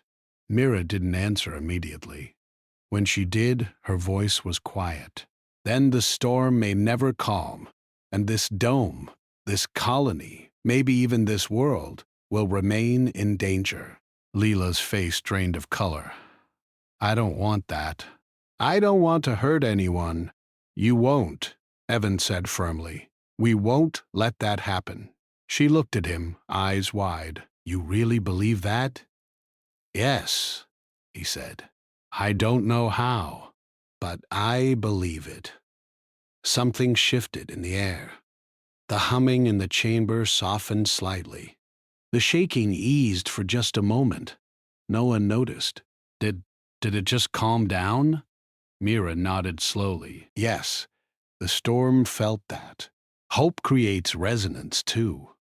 Lila stared at Evan. You did that? I didn't do anything, he said. You believed, Mira said. That is enough. The storm outside did not stop, but its movements changed. The rain bent less wildly, flowing in smoother arcs. The light softened, no longer harsh and blinding, but gentle and steady. Lila let out a shaky breath. I can feel it. It's quieter. Noah looked amazed. So you're telling me feelings really are controlling the weather? Not controlling, Mira said. Communicating. Evan sat beside Lila. Do you remember anything else? She closed her eyes, concentrating. Flashes, bright rooms, voices, machines, people watching me through glass. I remember feeling scared. Then someone helping me escape. Mira's eyes widened slightly. Escape? Yes, Lila said. Someone said I wasn't ready, that I shouldn't be used, that I deserved a life. Evan felt something twist in his chest. Do you remember who? She shook her head. No, just kindness and running. And then the storm. Mira nodded slowly. That sounds like someone shut the project down. Someone saved you. Noah crossed his arms. Saved her from what? From becoming a tool. Mira replied. From being forced into something she wasn't ready for. Lila hugged her knees. I don't want to be a tool. You're not, Evan said softly. You're a person. She looked at him, eyes shining. You really think so? Yes, he said without hesitation. The chamber grew quieter. The storm outside still glowed, but it no longer felt angry. Instead, it felt watchful. Noah broke the silence. So what happens next? Mira looked toward the ceiling as if sensing something beyond the walls. Next, the storm will test Lila, not with destruction, but with connection. It will try to understand her, and she must decide how to answer. Lila swallowed. How? Mira met her gaze, eye facing it. Evan's heart skipped. Facing the storm? Yes, Mira said, not running from it, not hiding, but stepping toward it. Only then will it listen. Noah shook his head. That's insane. She'll die. No, Mira said calmly. She won't. Not if her intent is true. I don't know if I'm brave enough. Evan leaned closer. You already are. You survived all this. You stayed calm when everything was falling apart? That's bravery. She looked up at him, surprised. You really think so? Yeah, he said. I do. The storm outside pulsed softly, as if responding. Mira smiled faintly. It hears you. Lila's breath caught. It hears him? Yes, Mira said. And you, and Noah, and me. It hears emotion. It feels intent, Noah muttered. That's still creepy. But even he sounded less afraid. A low vibration ran through the floor, different from before. Not violent, not sharp, more like a heartbeat. Lila closed her eyes. It's calling again. Evan felt a chill. What does it want? To understand me, she whispered. And maybe to be understood. Mira nodded. Then the next step is clear. Evan looked between them. You're really saying she has to go out there? Yes, Mira said. Soon. Lila's hands trembled. I'm scared. Evan reached for her hand again. So am I. She looked at him. Then why are you not running? Because I don't want you to be alone. Her eyes widened slightly. Something unspoken passed between them. Outside, the storm shifted again, glowing brighter near the dome, as if leaning closer, listening harder. Noah swallowed. I don't like this. But I also don't like sitting here waiting for everything to collapse. Mira nodded. Then we prepare, not to fight the storm, but to understand it. Lila must learn to listen to it. And you must learn to trust her. Lila looked at her. How? By starting small, Mira said. Feel the storm. Listen to it. Don't resist it. Lila closed her eyes. The air around her shimmered faintly.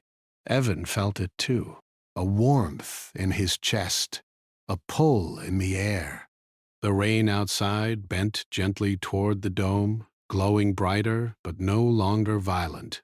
She's doing something, Noah whispered. Mira nodded. She's listening. Lila opened her eyes. It feels sad. Sad? Evan asked.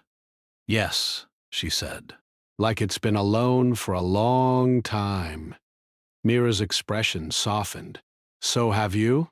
Lila's breath caught. The storm pulsed again, softer now, like a slow heartbeat. Evan felt tears sting his eyes, though he didn't understand why. I think it knows that you don't want to hurt anyone. Lila looked at him. You really think so? Yes, he said, and I think that matters. For the first time since they met, Lila smiled. Outside, the storm eased slightly, the rain glowing gently instead of violently. Noah let out a slow breath. Okay, that's officially weird, but kind of amazing. Mira smiled. This is only the beginning. Evan looked at Lila, his heart racing. He didn't know what she truly was or what she might become. But one thing was clear. Whatever the storm wanted from her and whatever she was meant to become, it would change everything. And somehow, he knew he would not walk away from it. Outside, the rain continued to glow, bending toward the dome, waiting for her. The rain did not stop that night. It did not fall in a normal way either. It moved in soft waves like it was breathing. The sky stayed dark, but not empty. It felt full, heavy, and alive. Evan stood near the window of Noah's house, watching the street glow under the streetlights. Water flowed along the road in thin rivers. Cars had stopped moving hours ago. Power was still on, but the world felt paused.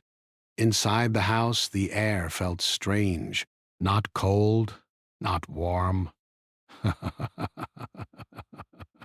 Just still, like everything was waiting. Noah sat on the couch, scrolling through his phone, but he was not really reading anything. His eyes kept lifting to the ceiling whenever thunder rolled far away. His mother, Grace, moved around the kitchen quietly, making tea that no one had asked for but everyone needed. Evan stood near the door, his backpack still on his shoulders. He had planned to go home earlier, but the rain had grown too strong. Streets were flooded, buses stopped running, his phone battery was low, and something else kept him there, something he could not explain. Lila sat on the floor near the coffee table, knees pulled close to her chest. Her hair was still damp from when they had run inside hours ago. She stared at her hands like they were not fully hers. None of them spoke for a long time. Finally, Grace broke the silence. The rain is not normal, she said softly. I've lived here 20 years. I've never seen it like this. Noah shrugged. Weather is weird these days. Climate change and all. Grace gave a small smile but did not argue. Instead, she placed 4 mugs of tea on the table and sat across from Lila. You've been quiet, Grace said gently. Are you feeling okay? Lila lifted her eyes. I don't know, she said. Something feels off. Not bad, just different. Evan felt it too. The air seemed thick, like it carried weight. Even sound felt slower. When thunder rolled, it did not crash. It hummed. I felt something earlier, Evan said before he could stop himself. When we were outside, when the rain first hit us. Noah looked up. What do you mean? Evan searched for words. It felt like the rain wasn't just water. It felt like it was watching us. Noah frowned. That's creepy. I know, Evan said quickly. It sounds stupid, but that's what it felt like. Lila's breath caught. Grace noticed. What is it, Lila? Lila hesitated. Then she spoke slowly. When the rain touched my skin, it felt warm. Not hot, not cold, just warm, like a hand. Oh, Noah laughed nervously. Okay, now you're both being weird. But Grace did not laugh. Her eyes sharpened, thoughtful. Warm rain, she said. That's unusual. Thunder rolled again, closer this time. The lights flickered. Evan's phone buzzed. No signal, no data, just the time and battery warning. Noah checked his phone, too. Mine's dead, he said. No service. Grace stood. Let's stay calm. It's just a storm. But even as she said it, the rain outside shifted. Instead of falling straight down, it curved. Evan saw it first through the window. Noah, look. Noah walked over and froze. The rain bent sideways in smooth arcs, like it was being guided by invisible hands. It did not hit the ground hard. It landed gently, like it was being placed. That's not normal, Noah whispered. Grace joined them. Her face tightened. That is definitely not normal. Lila stood slowly, her heart pounding. As she stepped closer to the window, the rain outside changed again. The arcs softened, the drops began to glow faintly, like silver dust in the dark. Evan swallowed. Okay? Now I'm officially scared. The room hummed, not loudly, softly, like electricity running through glass. Grace moved in front of Lila without thinking. Stay back, she said. But Lila did not feel fear. She felt calm. Her chest felt warm, like sunlight was trapped inside her ribs. Her skin tingled, not painfully but gently, like soft wind brushing her arms. Mom, Noah said quietly. The rain's glowing. Grace nodded, eyes wide. I see it. The power went out. Darkness filled the house, but not completely. The light from outside remained silver and steady, glowing through the windows like moonlight made of water. The humming grew stronger. Evan backed away from the glass. This isn't just weather. No, Grace said. It isn't. Lila took another step forward. The rain outside responded. It shifted toward her window. Not fast, not aggressive, just curious. Her breath caught. It's moving. Noah grabbed her arm. Lila, stop. But Grace lifted her hand. Wait. Noah looked at her. Mom? Grace's voice was quiet. Look at her face. She's not scared. It was true. Lila felt something she had never felt before.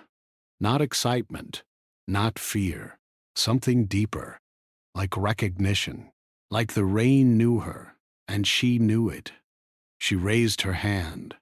Outside, the rain rose. A thin stream lifted from the street, twisting upward in the air like a ribbon of silver light. It stopped inches from the glass, pulsing softly. Evan's knees weakened. That's impossible, Noah whispered. We're dreaming. Grace shook her head. No, this is real.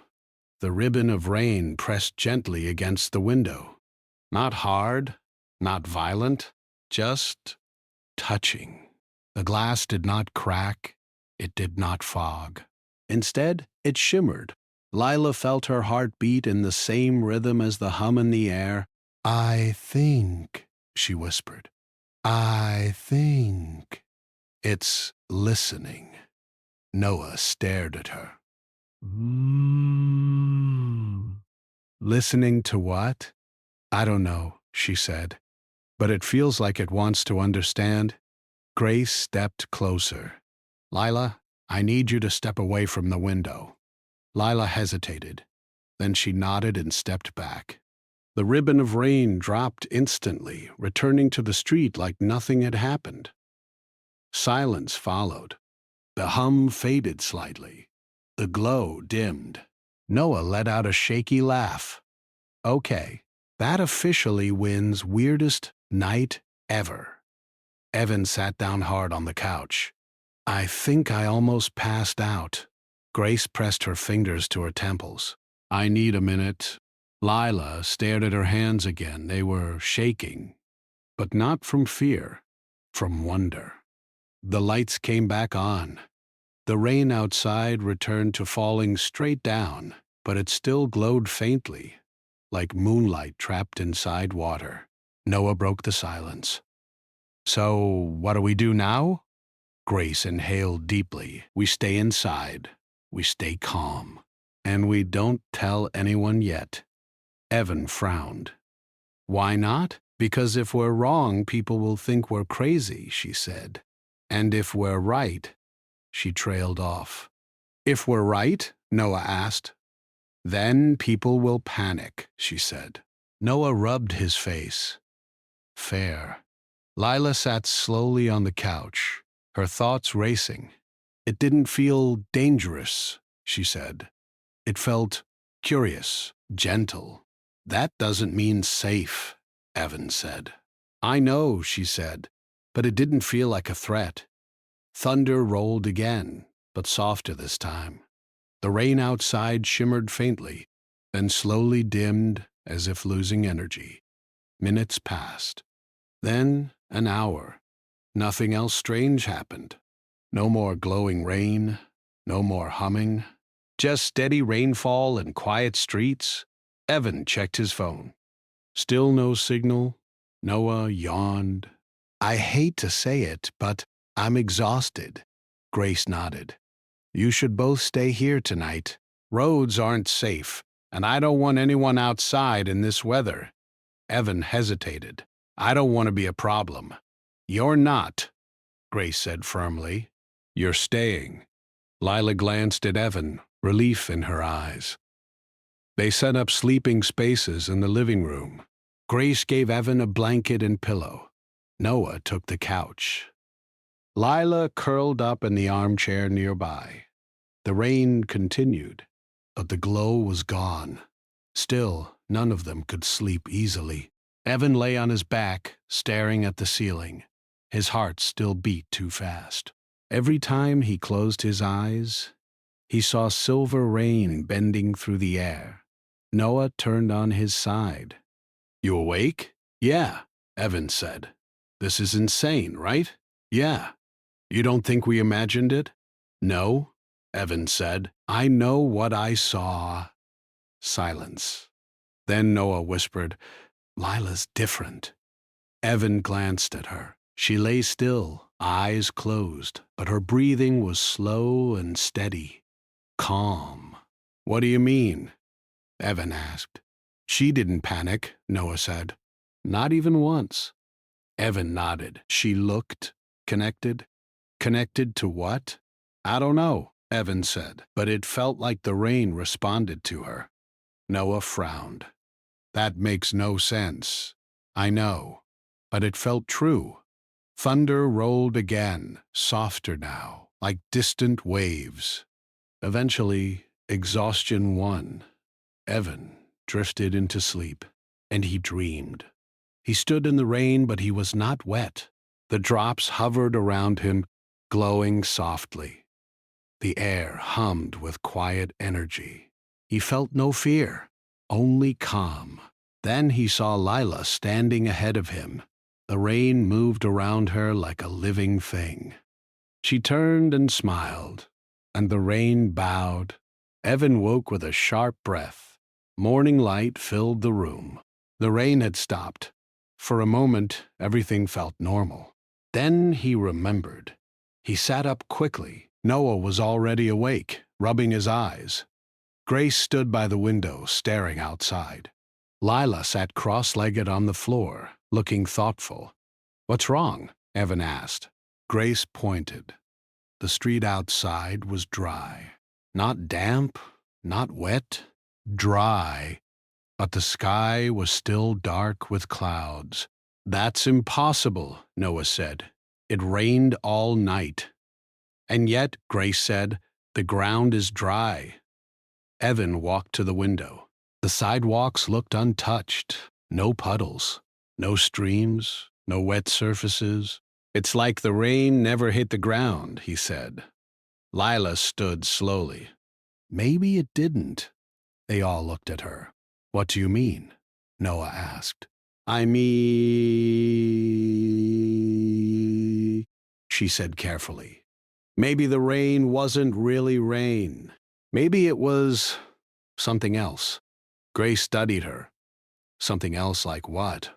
"I don't know," Lila said. "Energy, light, something that looks like water but isn't." Noah laughed weakly.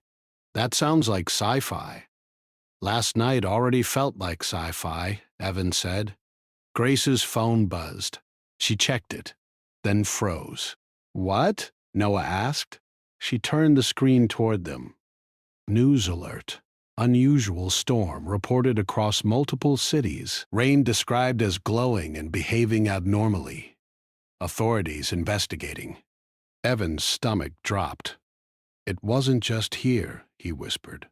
Grace nodded. "No, it's happening everywhere."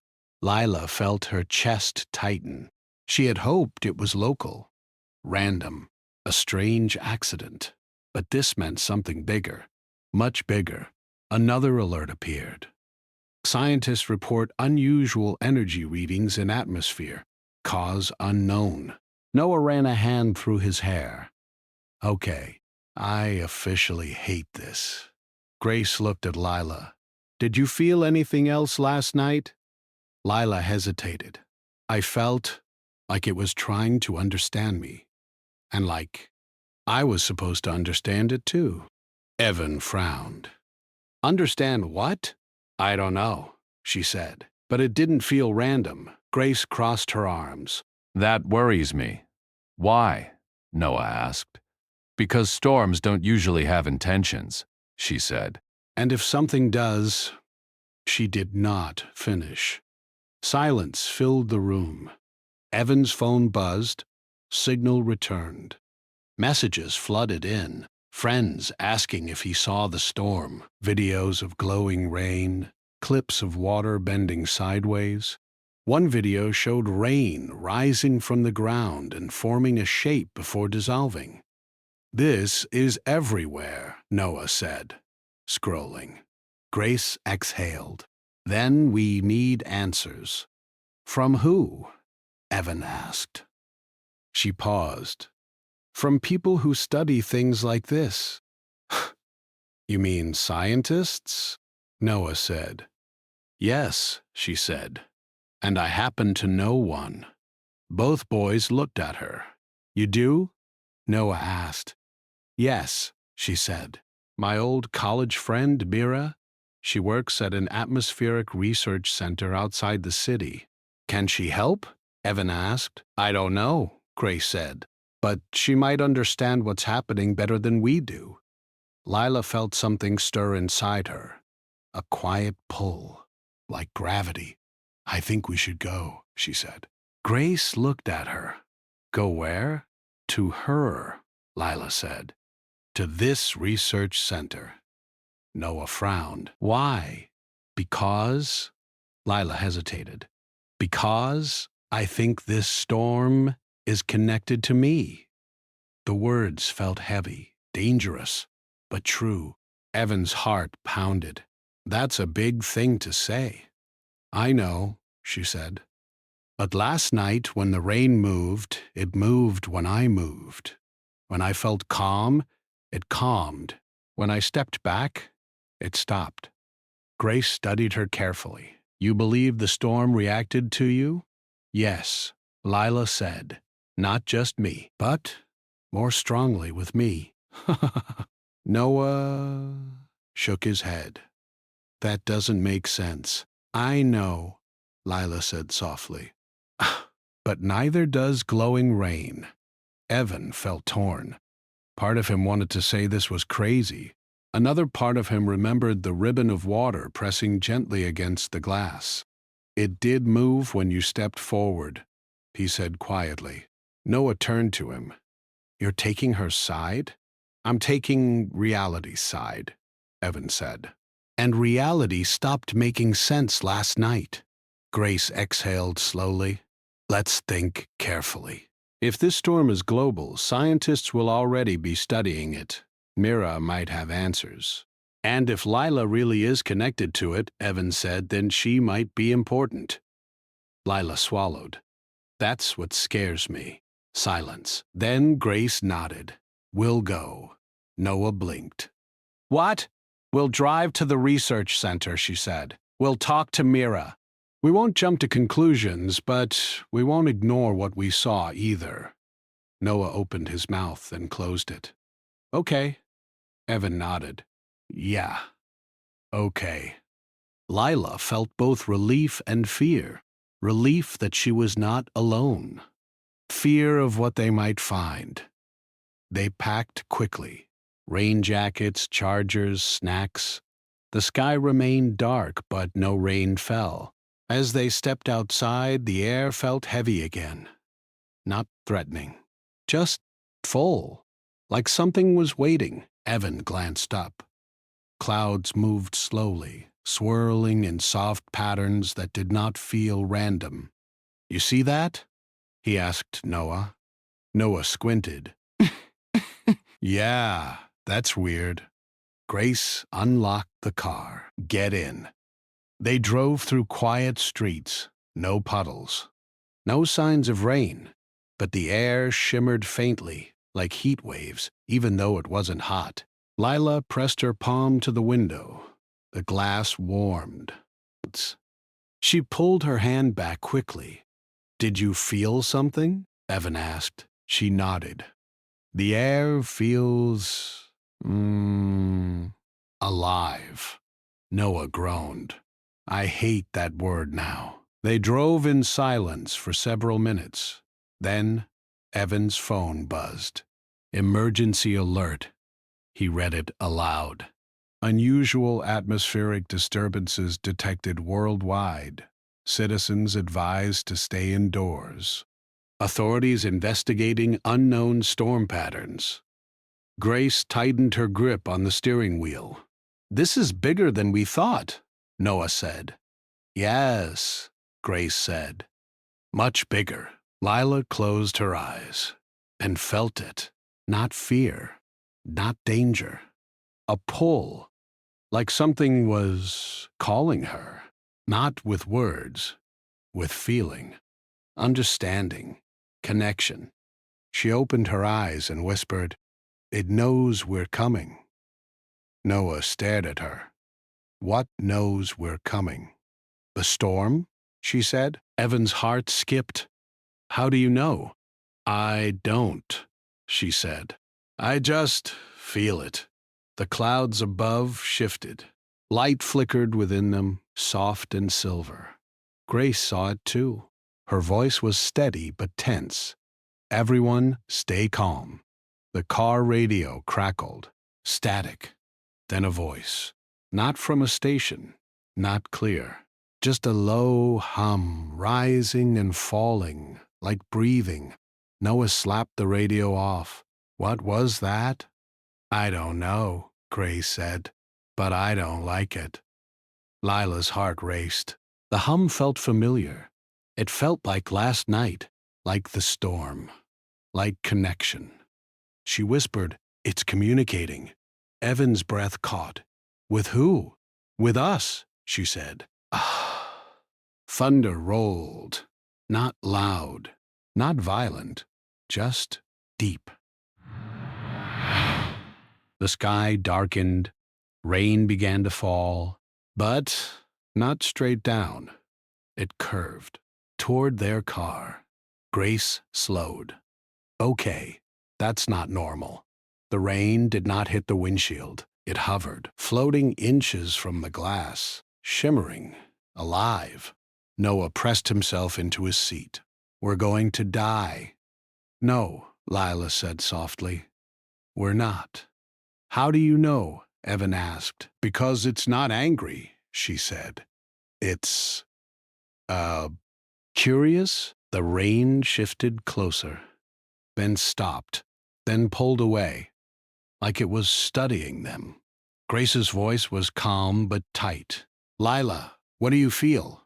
I feel seen, Lila said. Not judged, not threatened, just noticed. The rain began to fall normally again. The hum faded, the clouds lightened. Silence returned. Noah exhaled shakily. I'm going to pass out, Evan swallowed. That thing just followed us. Yes, Grace said. It did. Lila stared out the window. Her reflection shimmered in the glass. For a moment, she thought she saw light moving beneath her skin. She blinked. It was gone. But the feeling remained. That something had changed. That something had chosen her. They reached the research center an hour later. Tall metal fences, wide buildings, bright lights. Security gates. Grace parked and turned to them. Stay close to me. They stepped out of the car. The air vibrated softly, like the world was holding its breath. Inside the main building, scientists rushed through halls. Screens showed maps of storms across the globe, energy spikes, light patterns, data streams scrolling too fast to read. Grace led them to a glass office near the center. Inside stood a woman with short dark hair and tired eyes, staring at a wall of glowing screens. Mira, Grace said. The woman turned. Her eyes widened. Grace? They hugged quickly. What are you doing here? Mira asked. Grace gestured behind her. We saw the storm, close up, and something unusual happened. Mira's expression sharpened. Join the club. She turned back to her screens. This storm isn't weather. It's energy. Pure atmospheric energy behaving like water. We've never seen anything like it. Evan's stomach dropped. Energy pretending to be rain? Something like that, Mira said. But it's not random. It's patterned. Organized. Organized by what? Noah asked. Mira hesitated. We don't know. Lila stepped forward. The room changed. Not visibly, but Mira felt it. She looked at Lila sharply. Who are you? My name's Lila, she said quietly. Mira's eyes widened. Every screen behind her spiked. Energy readings surged. Alarms chirped softly. What did you do? Noah asked. I didn't do anything, Lila said. But the air hummed. Mira stared at the screens. Energy levels just jumped. Right here, in this room. She looked back at Lila. Again she whispered, Who are you? Lila's heart pounded. I don't know, she said. But the storm responds to me. Mira's breath caught. Grace, she said slowly, you didn't tell me this part. Grace shook her head. I didn't know how. Mira walked closer to Lila. Not threatening, curious. You're a resonance point, she said. What does that mean? Evan asked. It means, Mira said, the storm isn't random. It's reacting. And she's part of the system. Lila swallowed. Am I dangerous? Mira studied her face, then shook her head. No, she said, but you're important. Outside, thunder rolled. The sky darkened. The storm was growing again, and this time it was coming for her. Not with anger, not with violence, but with purpose. The storm outside continued, glowing silver and pulsing across the dome walls. Evan's heart pounded in his chest. He could still feel Lila's presence in the storm, though she was nowhere to be seen.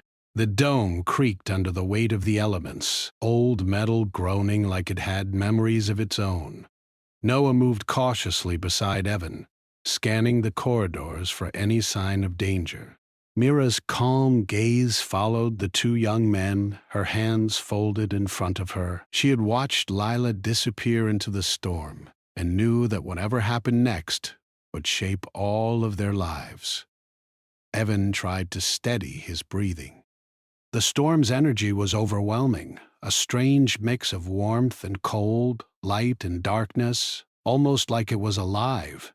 He rubbed his arms, feeling the residual static still tingling across his skin.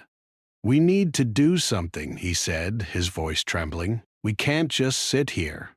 Noah shook his head. "We can't go out there. That storm will kill us. It's not just rain. It's something else. Something we don't understand." Mira nodded. "He's right. But there's another way. Inside the dome, there are chambers. Ones that have been untouched for years. If you go there, you may find guidance." "Guidance?" Evan asked skeptically. "What kind of guidance is going to help us understand a storm that literally listens?" Mira's eyes softened, the kind that teaches patience, observation, and trust. "You have all been part of events far larger than yourselves. The storm reacts to connection, and you must learn to find it within." Evan groaned. "Great. So while the world is literally bending around us, we're supposed to meditate?" "Not meditate," Mira corrected. "Observe." "Feel, listen. The answers are there if you notice." Noah crossed his arms. "Sounds like a lot of vague advice to me."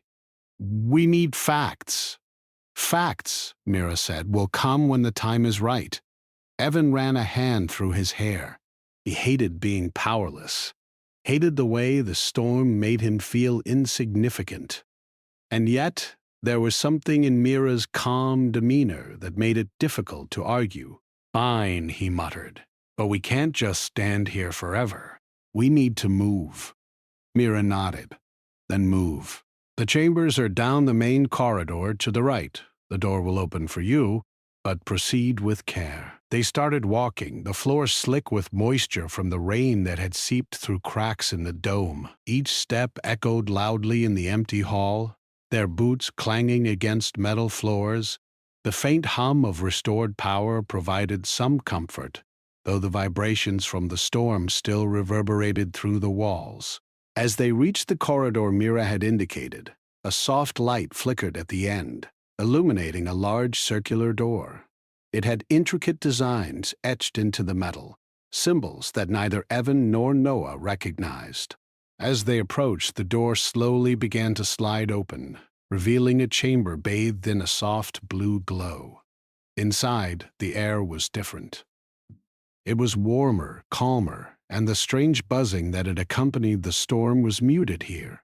The chamber was filled with long, narrow platforms, each covered with panels and screens that pulsed faintly with light. Some appeared to be old data systems, others unknown machinery. The walls had small windows looking out into a still part of the storm, where the rain bent gently, almost like a protective curtain around the chamber. "This is weird," Evan whispered. "No kidding," Noah replied, scanning the room. "It looks abandoned, but everything's working." Mira appeared behind them. "The chamber exists to observe, to connect. This is where Lila will understand herself, and this is where you must prepare." Evan frowned. "Prepare for what?"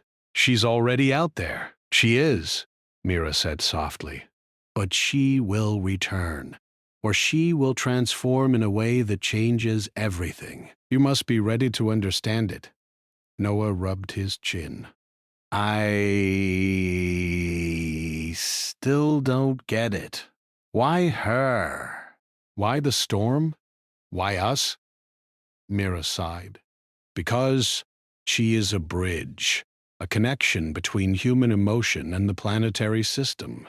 And because you are witnesses to it, sometimes being present is enough. They moved further into the chamber, stepping carefully over wires and small machines. Panels flickered as they passed, responding to their presence. Evan felt a chill. The air here was electric, but different from the storm outside. It was alive, aware, as if the chamber itself could sense their intentions. "Look at this," Evan said, stopping in front of a panel that displayed a swirling map of the storm.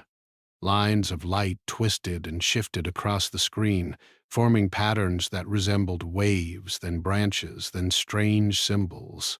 It moved in real time, responding to energy from outside. "Do you see it?" Mira asked. Yeah, Evan said. It's beautiful. "And terrifying." "It's aware," Mira said softly. "It's responding to Lila, to her emotions, and to yours. Every feeling you've had since entering this dome is reflected here." Noah rubbed his forehead. "You mean we're all part of this storm system? That it reacts to us?" "Yes," Mira said. "And soon it will respond to her fully. That is why she went outside. That is why you are here." Evan stared at the swirling patterns, trying to make sense of it. It was chaotic, yet strangely ordered, like watching a river carve through rock over centuries. Every flicker of light felt alive, almost like it was breathing. "And if she doesn't return?" he asked. "She will," Mira said. "But not as the same girl who left the dome. This storm has the power to awaken something within her." Evan's stomach churned. "Awaken into what?" "That," Mira said softly, "is her choice." They moved deeper into the chamber, where more platforms and screens displayed data and strange images. Some seemed to show the storm from different angles, others displayed atmospheric readings that made no sense to human logic. Evan tried to focus, but his mind kept drifting back to Lila. She had gone out into the storm alone, glowing and calm. He couldn't shake the image of her standing there, a small figure in the silver rain. Noah's voice broke his thoughts. "Evan, look at this." He turned to see Noah pointing at a screen. It displayed a three-dimensional image of the storm, and in the center, a figure moving. It was Lila. She was small, but the glow around her had intensified, forming a kind of aura. The storm seemed to bend around her, forming spirals and waves of light. Every pulse of the storm corresponded to her movements, like she was dancing with it. Evan's breath caught. "She's controlling it?" "Not yet," Mira said. "She's connecting. The storm is learning from her, and she from it." Noah stared at the screen. "It's impossible. That's not natural. That's magic." Mira shook her head. "It's not magic. It's science beyond our current understanding. Emotions, energy, resonance. The storm responds to patterns of feeling, of connection. Lila embodies that pattern." Evan swallowed hard. "And if she fails?" "She won't," Mira said firmly. "But the process is unpredictable. That is why you must observe, support, and remain ready. Your emotions influence the outcome as much as hers." Evan and Noah exchanged worried glances. The responsibility was enormous. They were ordinary humans, suddenly part of a planetary-scale event that defied logic. And the girl they barely knew was at its center, risking everything. A sudden rumble shook the chamber. The panels flickered and a low hum filled the air. Evan felt his chest tighten. The storm outside was intensifying again, responding to Lila's presence. Every pulse of light seemed to reach through the dome, brushing against him like an invisible hand. "I don't know if I can do this," Evan whispered. "You can," Mira said. "You have to. your fear, your concern, your connection to her. These are all part of the system. You are not powerless. Noah groaned. I feel powerless anyway. You are not, Mira insisted. You are witnesses, guides, observers. That alone shapes the connection. Evan turned back to the screen, watching Leela move through the storm. Her movements were deliberate, cautious, yet full of determination. It was mesmerizing and terrifying at the same time. He realized that the storm was not angry anymore. It was communicating. It was alive, aware, and it recognized her as part of itself. Minutes passed. The storm's light patterns shifted, flowing in intricate designs, responding to every subtle movement of Lila. Evan felt a strange warmth in his chest, a connection he couldn't explain. The buzzing in the air was now almost musical, like a soft symphony of electricity and light.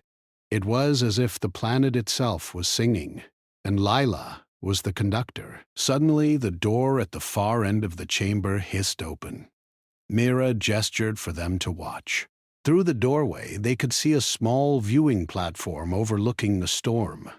The rain twisted and bent in waves, forming spirals and arcs, and in the center, Leela floated above the water, glowing brighter than ever.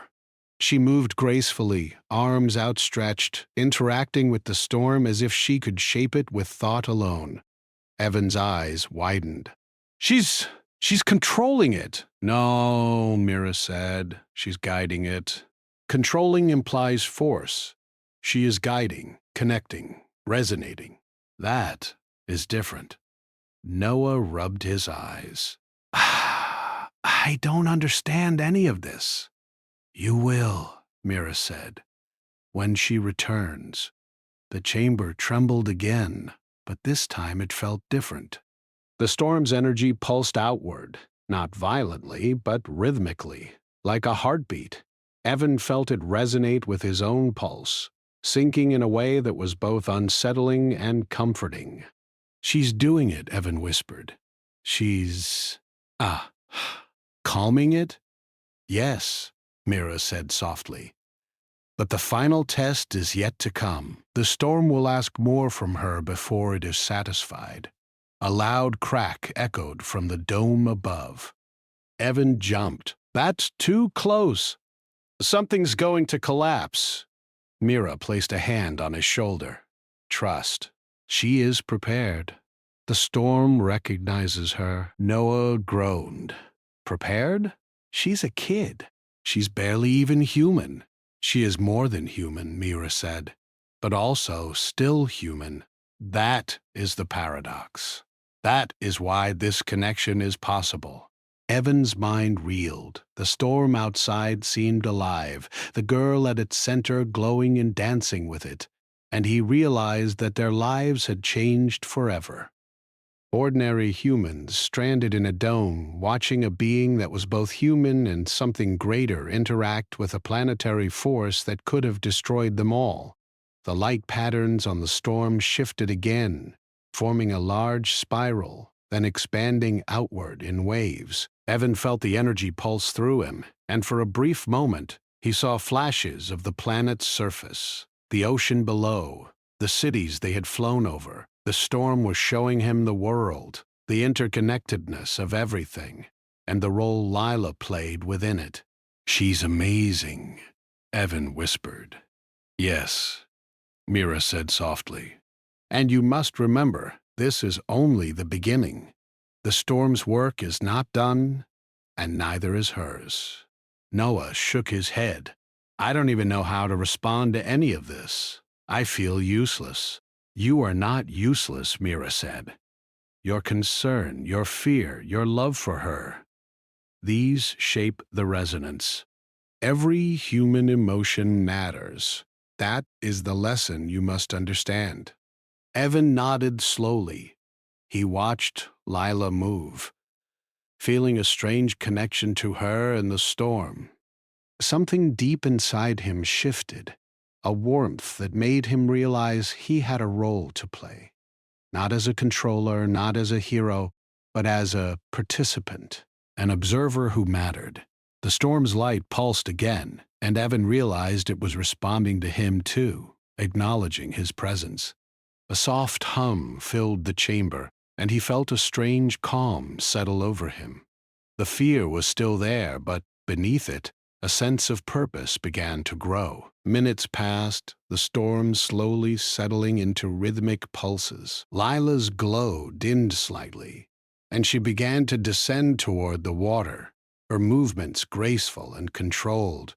Evan felt a rush of relief, but also apprehension. The final moment was approaching, and he didn't know what it would bring. Mira watched silently.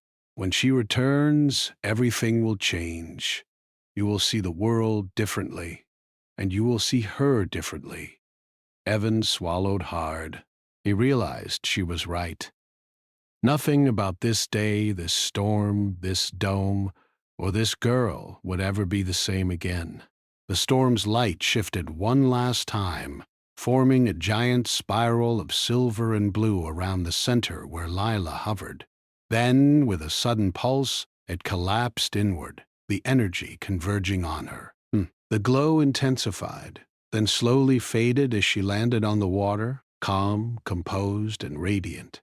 The storm's harsh intensity softened, and a gentle rain fell, still glowing faintly but now serene. Evan's chest heaved with relief.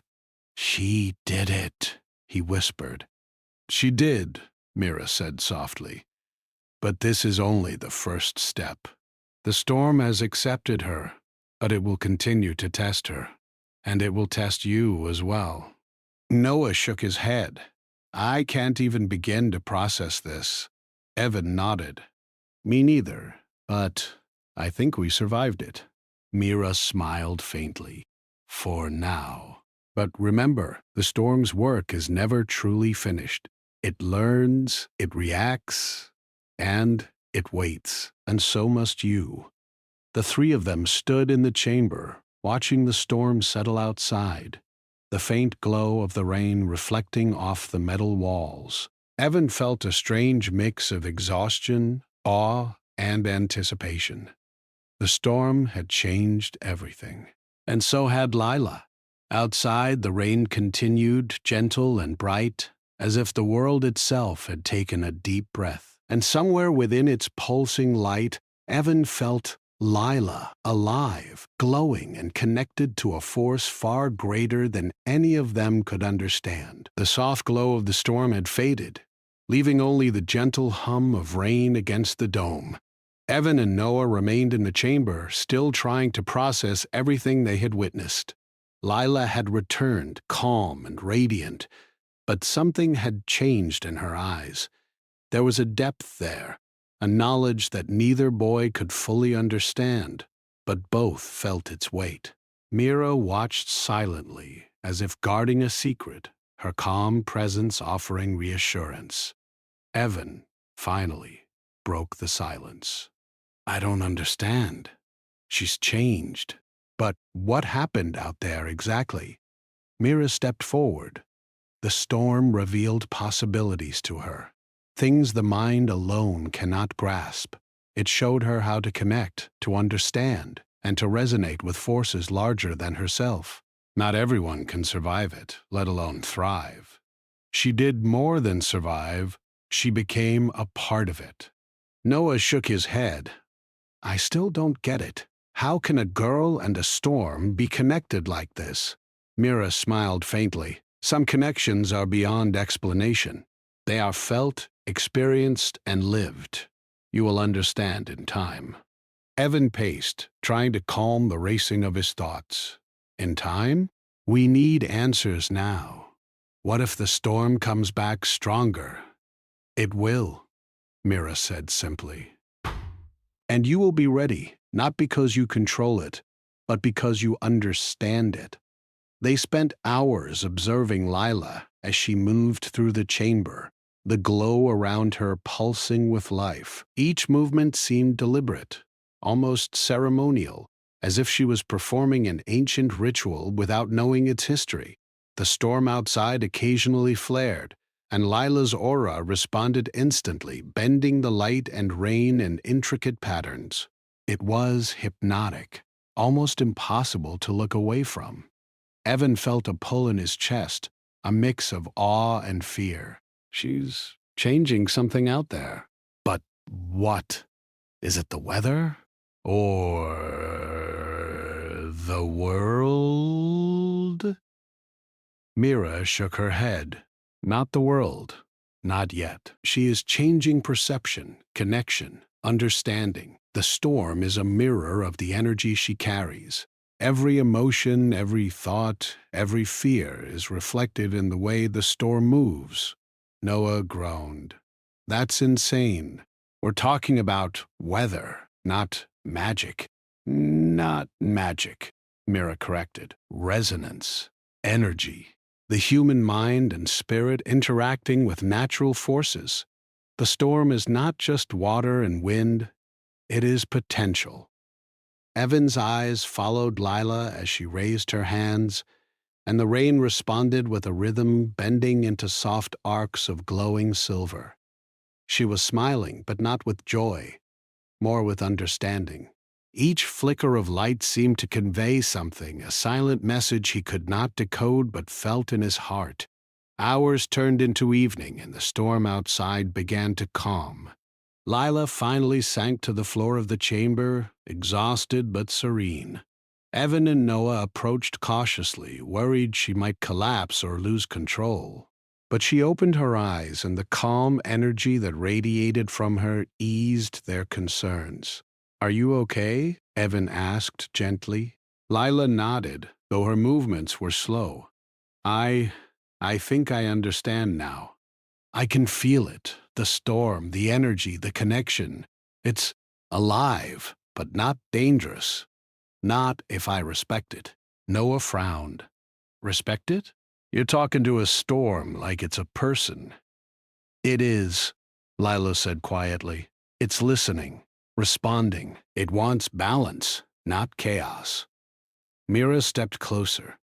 "And now, you all have a choice. You can retreat, ignore it, or participate in this connection. Each choice carries weight. Each choice shapes the future." Evan felt his stomach tighten. "Participate? You mean help her?" "Yes," Mira said. "Even observing, even feeling, even worrying. They are all part of the resonance. You cannot interfere with force, but you can resonate with it." Noah rubbed his forehead. "I don't know if I can do this. I feel powerless." "You are not powerless," Mira said firmly. "Mira, your hearts, your emotions, your presence matter more than you realize." Evan and Noah exchanged hesitant glances. The weight of responsibility pressed down, but the certainty in Mira's voice gave them courage. Slowly, they sat beside Lila, closing their eyes as Mira instructed. The room felt alive, vibrating with unseen energy. They focused on their own hearts, their own feelings of care and concern for Lila, sending silent hope into the chamber. At first, nothing happened, but then a faint shimmer appeared around Lila. The storm outside reacted, light pulses echoing the rhythm of their hearts. Evan felt a warmth spreading through his chest, a connection to Lila and the storm that was unmistakable. He could almost hear the storm's pulse in his own heartbeat, a soft rhythmic hum that resonated with the room. Noah gasped. I feel it too. It's like we're part of it." "Yes," Mira said. "You are. This is the connection. You are guiding, resonating, shaping." Time seemed to lose meaning. The chamber pulsed with energy, a soft glow surrounding them.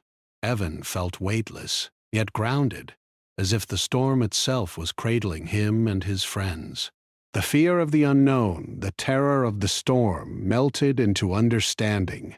He could feel Lila's energy mingling with theirs, harmonizing, creating a rhythm that was both gentle and powerful. After what felt like hours, the storm outside finally settled into a calm, steady rhythm. The glowing rain fell gently, illuminating the dome with a soft silver light. Lila opened her eyes, a serene smile on her face. "I think it's enough for now," she said softly. "The storm is calm, but it's still alive. It will watch, it will respond, but it is satisfied for the moment." Evan nodded slowly, feeling both relief and awe. "I don't know how we did it, but we did it together." "Yes," Mira said. "Connection is the key. Alone, Leela could have managed part of it, but together, your resonance amplified her understanding. This is how humans can shape forces greater than themselves, not through power, but through unity, trust, and presence." Noah shook his head, still trying to wrap his mind around everything. "I still don't understand half of it, but I feel different. Lighter, maybe, like we've done something important."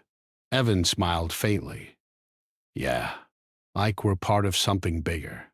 Lila stood, brushing herself off. Her glow was dimmer now, more natural, but her eyes carried the wisdom of someone who had seen and felt far beyond ordinary understanding. "I think the storm is teaching me," she said. "And maybe, in a small way, it's teaching all of us." Mira nodded. "Indeed. But remember, this is only the beginning. The storm will continue to test, to react, to learn, and so must you. Awareness, connection, empathy, they are your tools." Evan took a deep breath. "So we're supposed to keep feeling? Keep connecting?" "Yes," Mira said softly, "and trust that the storm will guide you, just as you guide it through your hearts." The three of them remained in the chamber, watching the storm outside calm and radiant. For the first time since the rain had trapped them, there was a sense of peace. They had witnessed something extraordinary, something that would stay with them forever. And though uncertainty still lingered, it was accompanied by understanding and connection. Evan finally looked at Noah. "I don't know what happens next, but I think we can face it together." Noah nodded. "Yeah, we can. Somehow." Leela smiled, her glow fading to a soft shimmer. Together, she agreed. "That's the only way." Mira watched them, satisfaction and pride in her gaze. The storm had tested them, revealed its power, and in the end, revealed the strength and potential within the humans who had faced it. And though the path ahead was uncertain, one thing was clear. The connection they had formed would shape everything that came next. The storm outside had quieted to a gentle drizzle, the dome reflecting the soft silver light that seemed to linger even without the full storm. Evan, Noah, and Lila sat quietly in the chamber, each lost in thought. The events of the past days had left them exhausted, but there was also a strange exhilaration, a sense of being part of something larger than themselves. Mira stood nearby watching, her calm presence anchoring the room. Evan broke the silence first. "I still can't believe all of this happened. That storm, it wasn't just rain. It felt alive, like it had its own mind." Lila nodded, her eyes distant. "It was more than alive. It felt like it understood me, like it was responding to how I felt. Every movement I made, every thought I had, it listened." Noah leaned back against the wall, running a hand over his face. "I still don't understand how we fit into this. We didn't do anything special, we just watched." Mira smiled softly. "Observing is not nothing. Presence matters. Your concern, your attention, your emotions, they amplified her connection. You are part of the resonance." Evan frowned. "Resonance? It sounds simple when you say it, but it felt terrifying. I could feel the storm reaching into me, pulling at my thoughts." "Yes," Mira said. That is the test. To face fear, to trust, and to connect. The storm does not harm those who respect it, but it will challenge them to understand it. Leela finally spoke, her voice steady. I think it's teaching me more than just control. It's showing me how small choices can have big effects. How feelings, love, fear, hope can change everything. Noah shook his head. Love? Hope? You're talking about emotions changing a storm?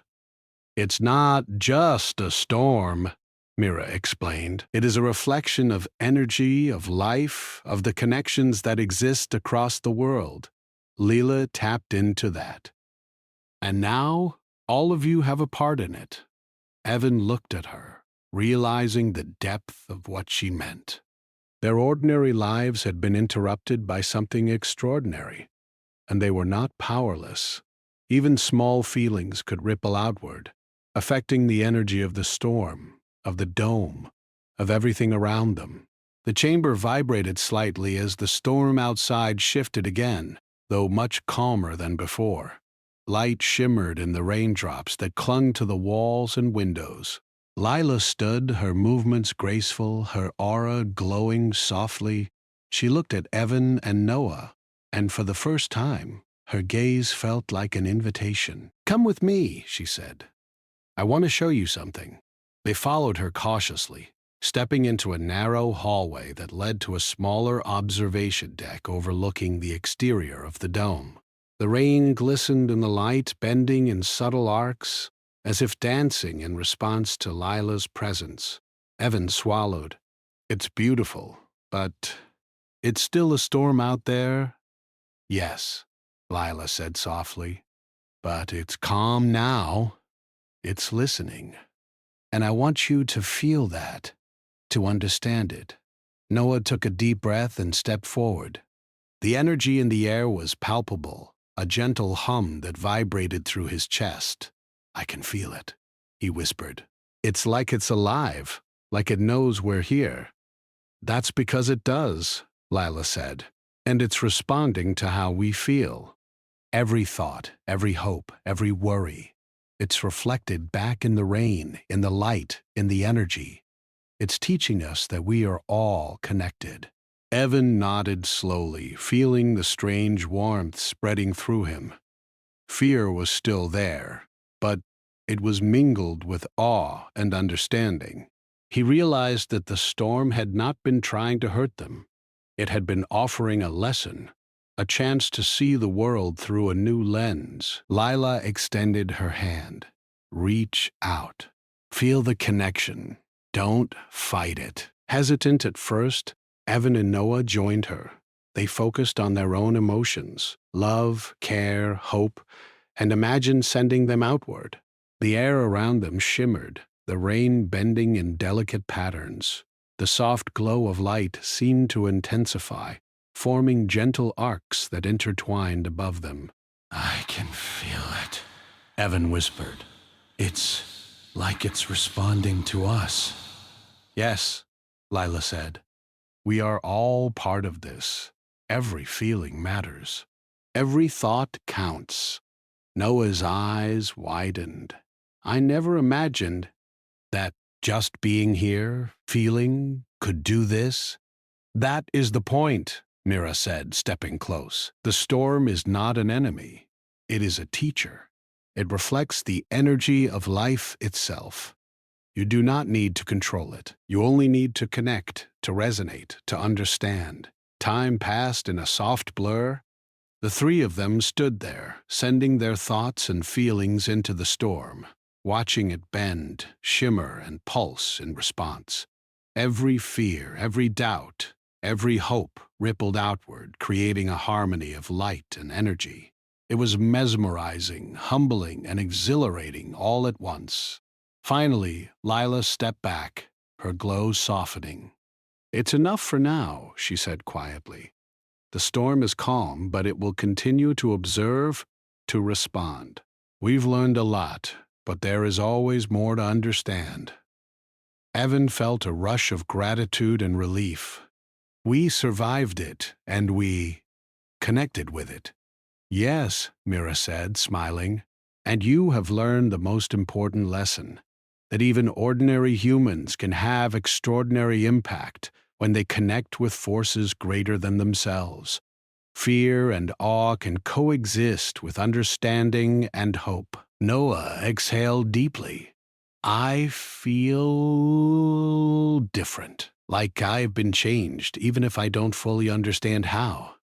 You have, Lila said softly. We all have. The rain outside began to fade, the light softening into a gentle silver sheen. The storm's energy lingered in the air, a quiet pulse that resonated with them. It was no longer threatening, only alive, reflecting their connection and the lessons they had learned. Evan glanced at his friends. I think this changes everything. Our lives, how we see the world. I can't ignore this anymore. No, Mira said. You cannot, and you should not. This experience will guide you in ways you cannot yet predict. The storm is part of your journey, and you are part of it. Lila's eyes glimmered. We are all connected now, not just to the storm, but to each other. That is the real lesson. Evan felt a quiet determination settle within him. Whatever challenges came next, he would face them with awareness, connection, and courage. And he would stand with Lila and Noah, united by the extraordinary events they had lived through. The dome remained peaceful, the rain soft and glowing. The storm's energy, once chaotic and terrifying, was now a gentle hum that resonated within each of them. They had survived, learned, and connected. And as the last light of the storm faded into the night, Evan knew one thing for certain. Their lives would never be the same again.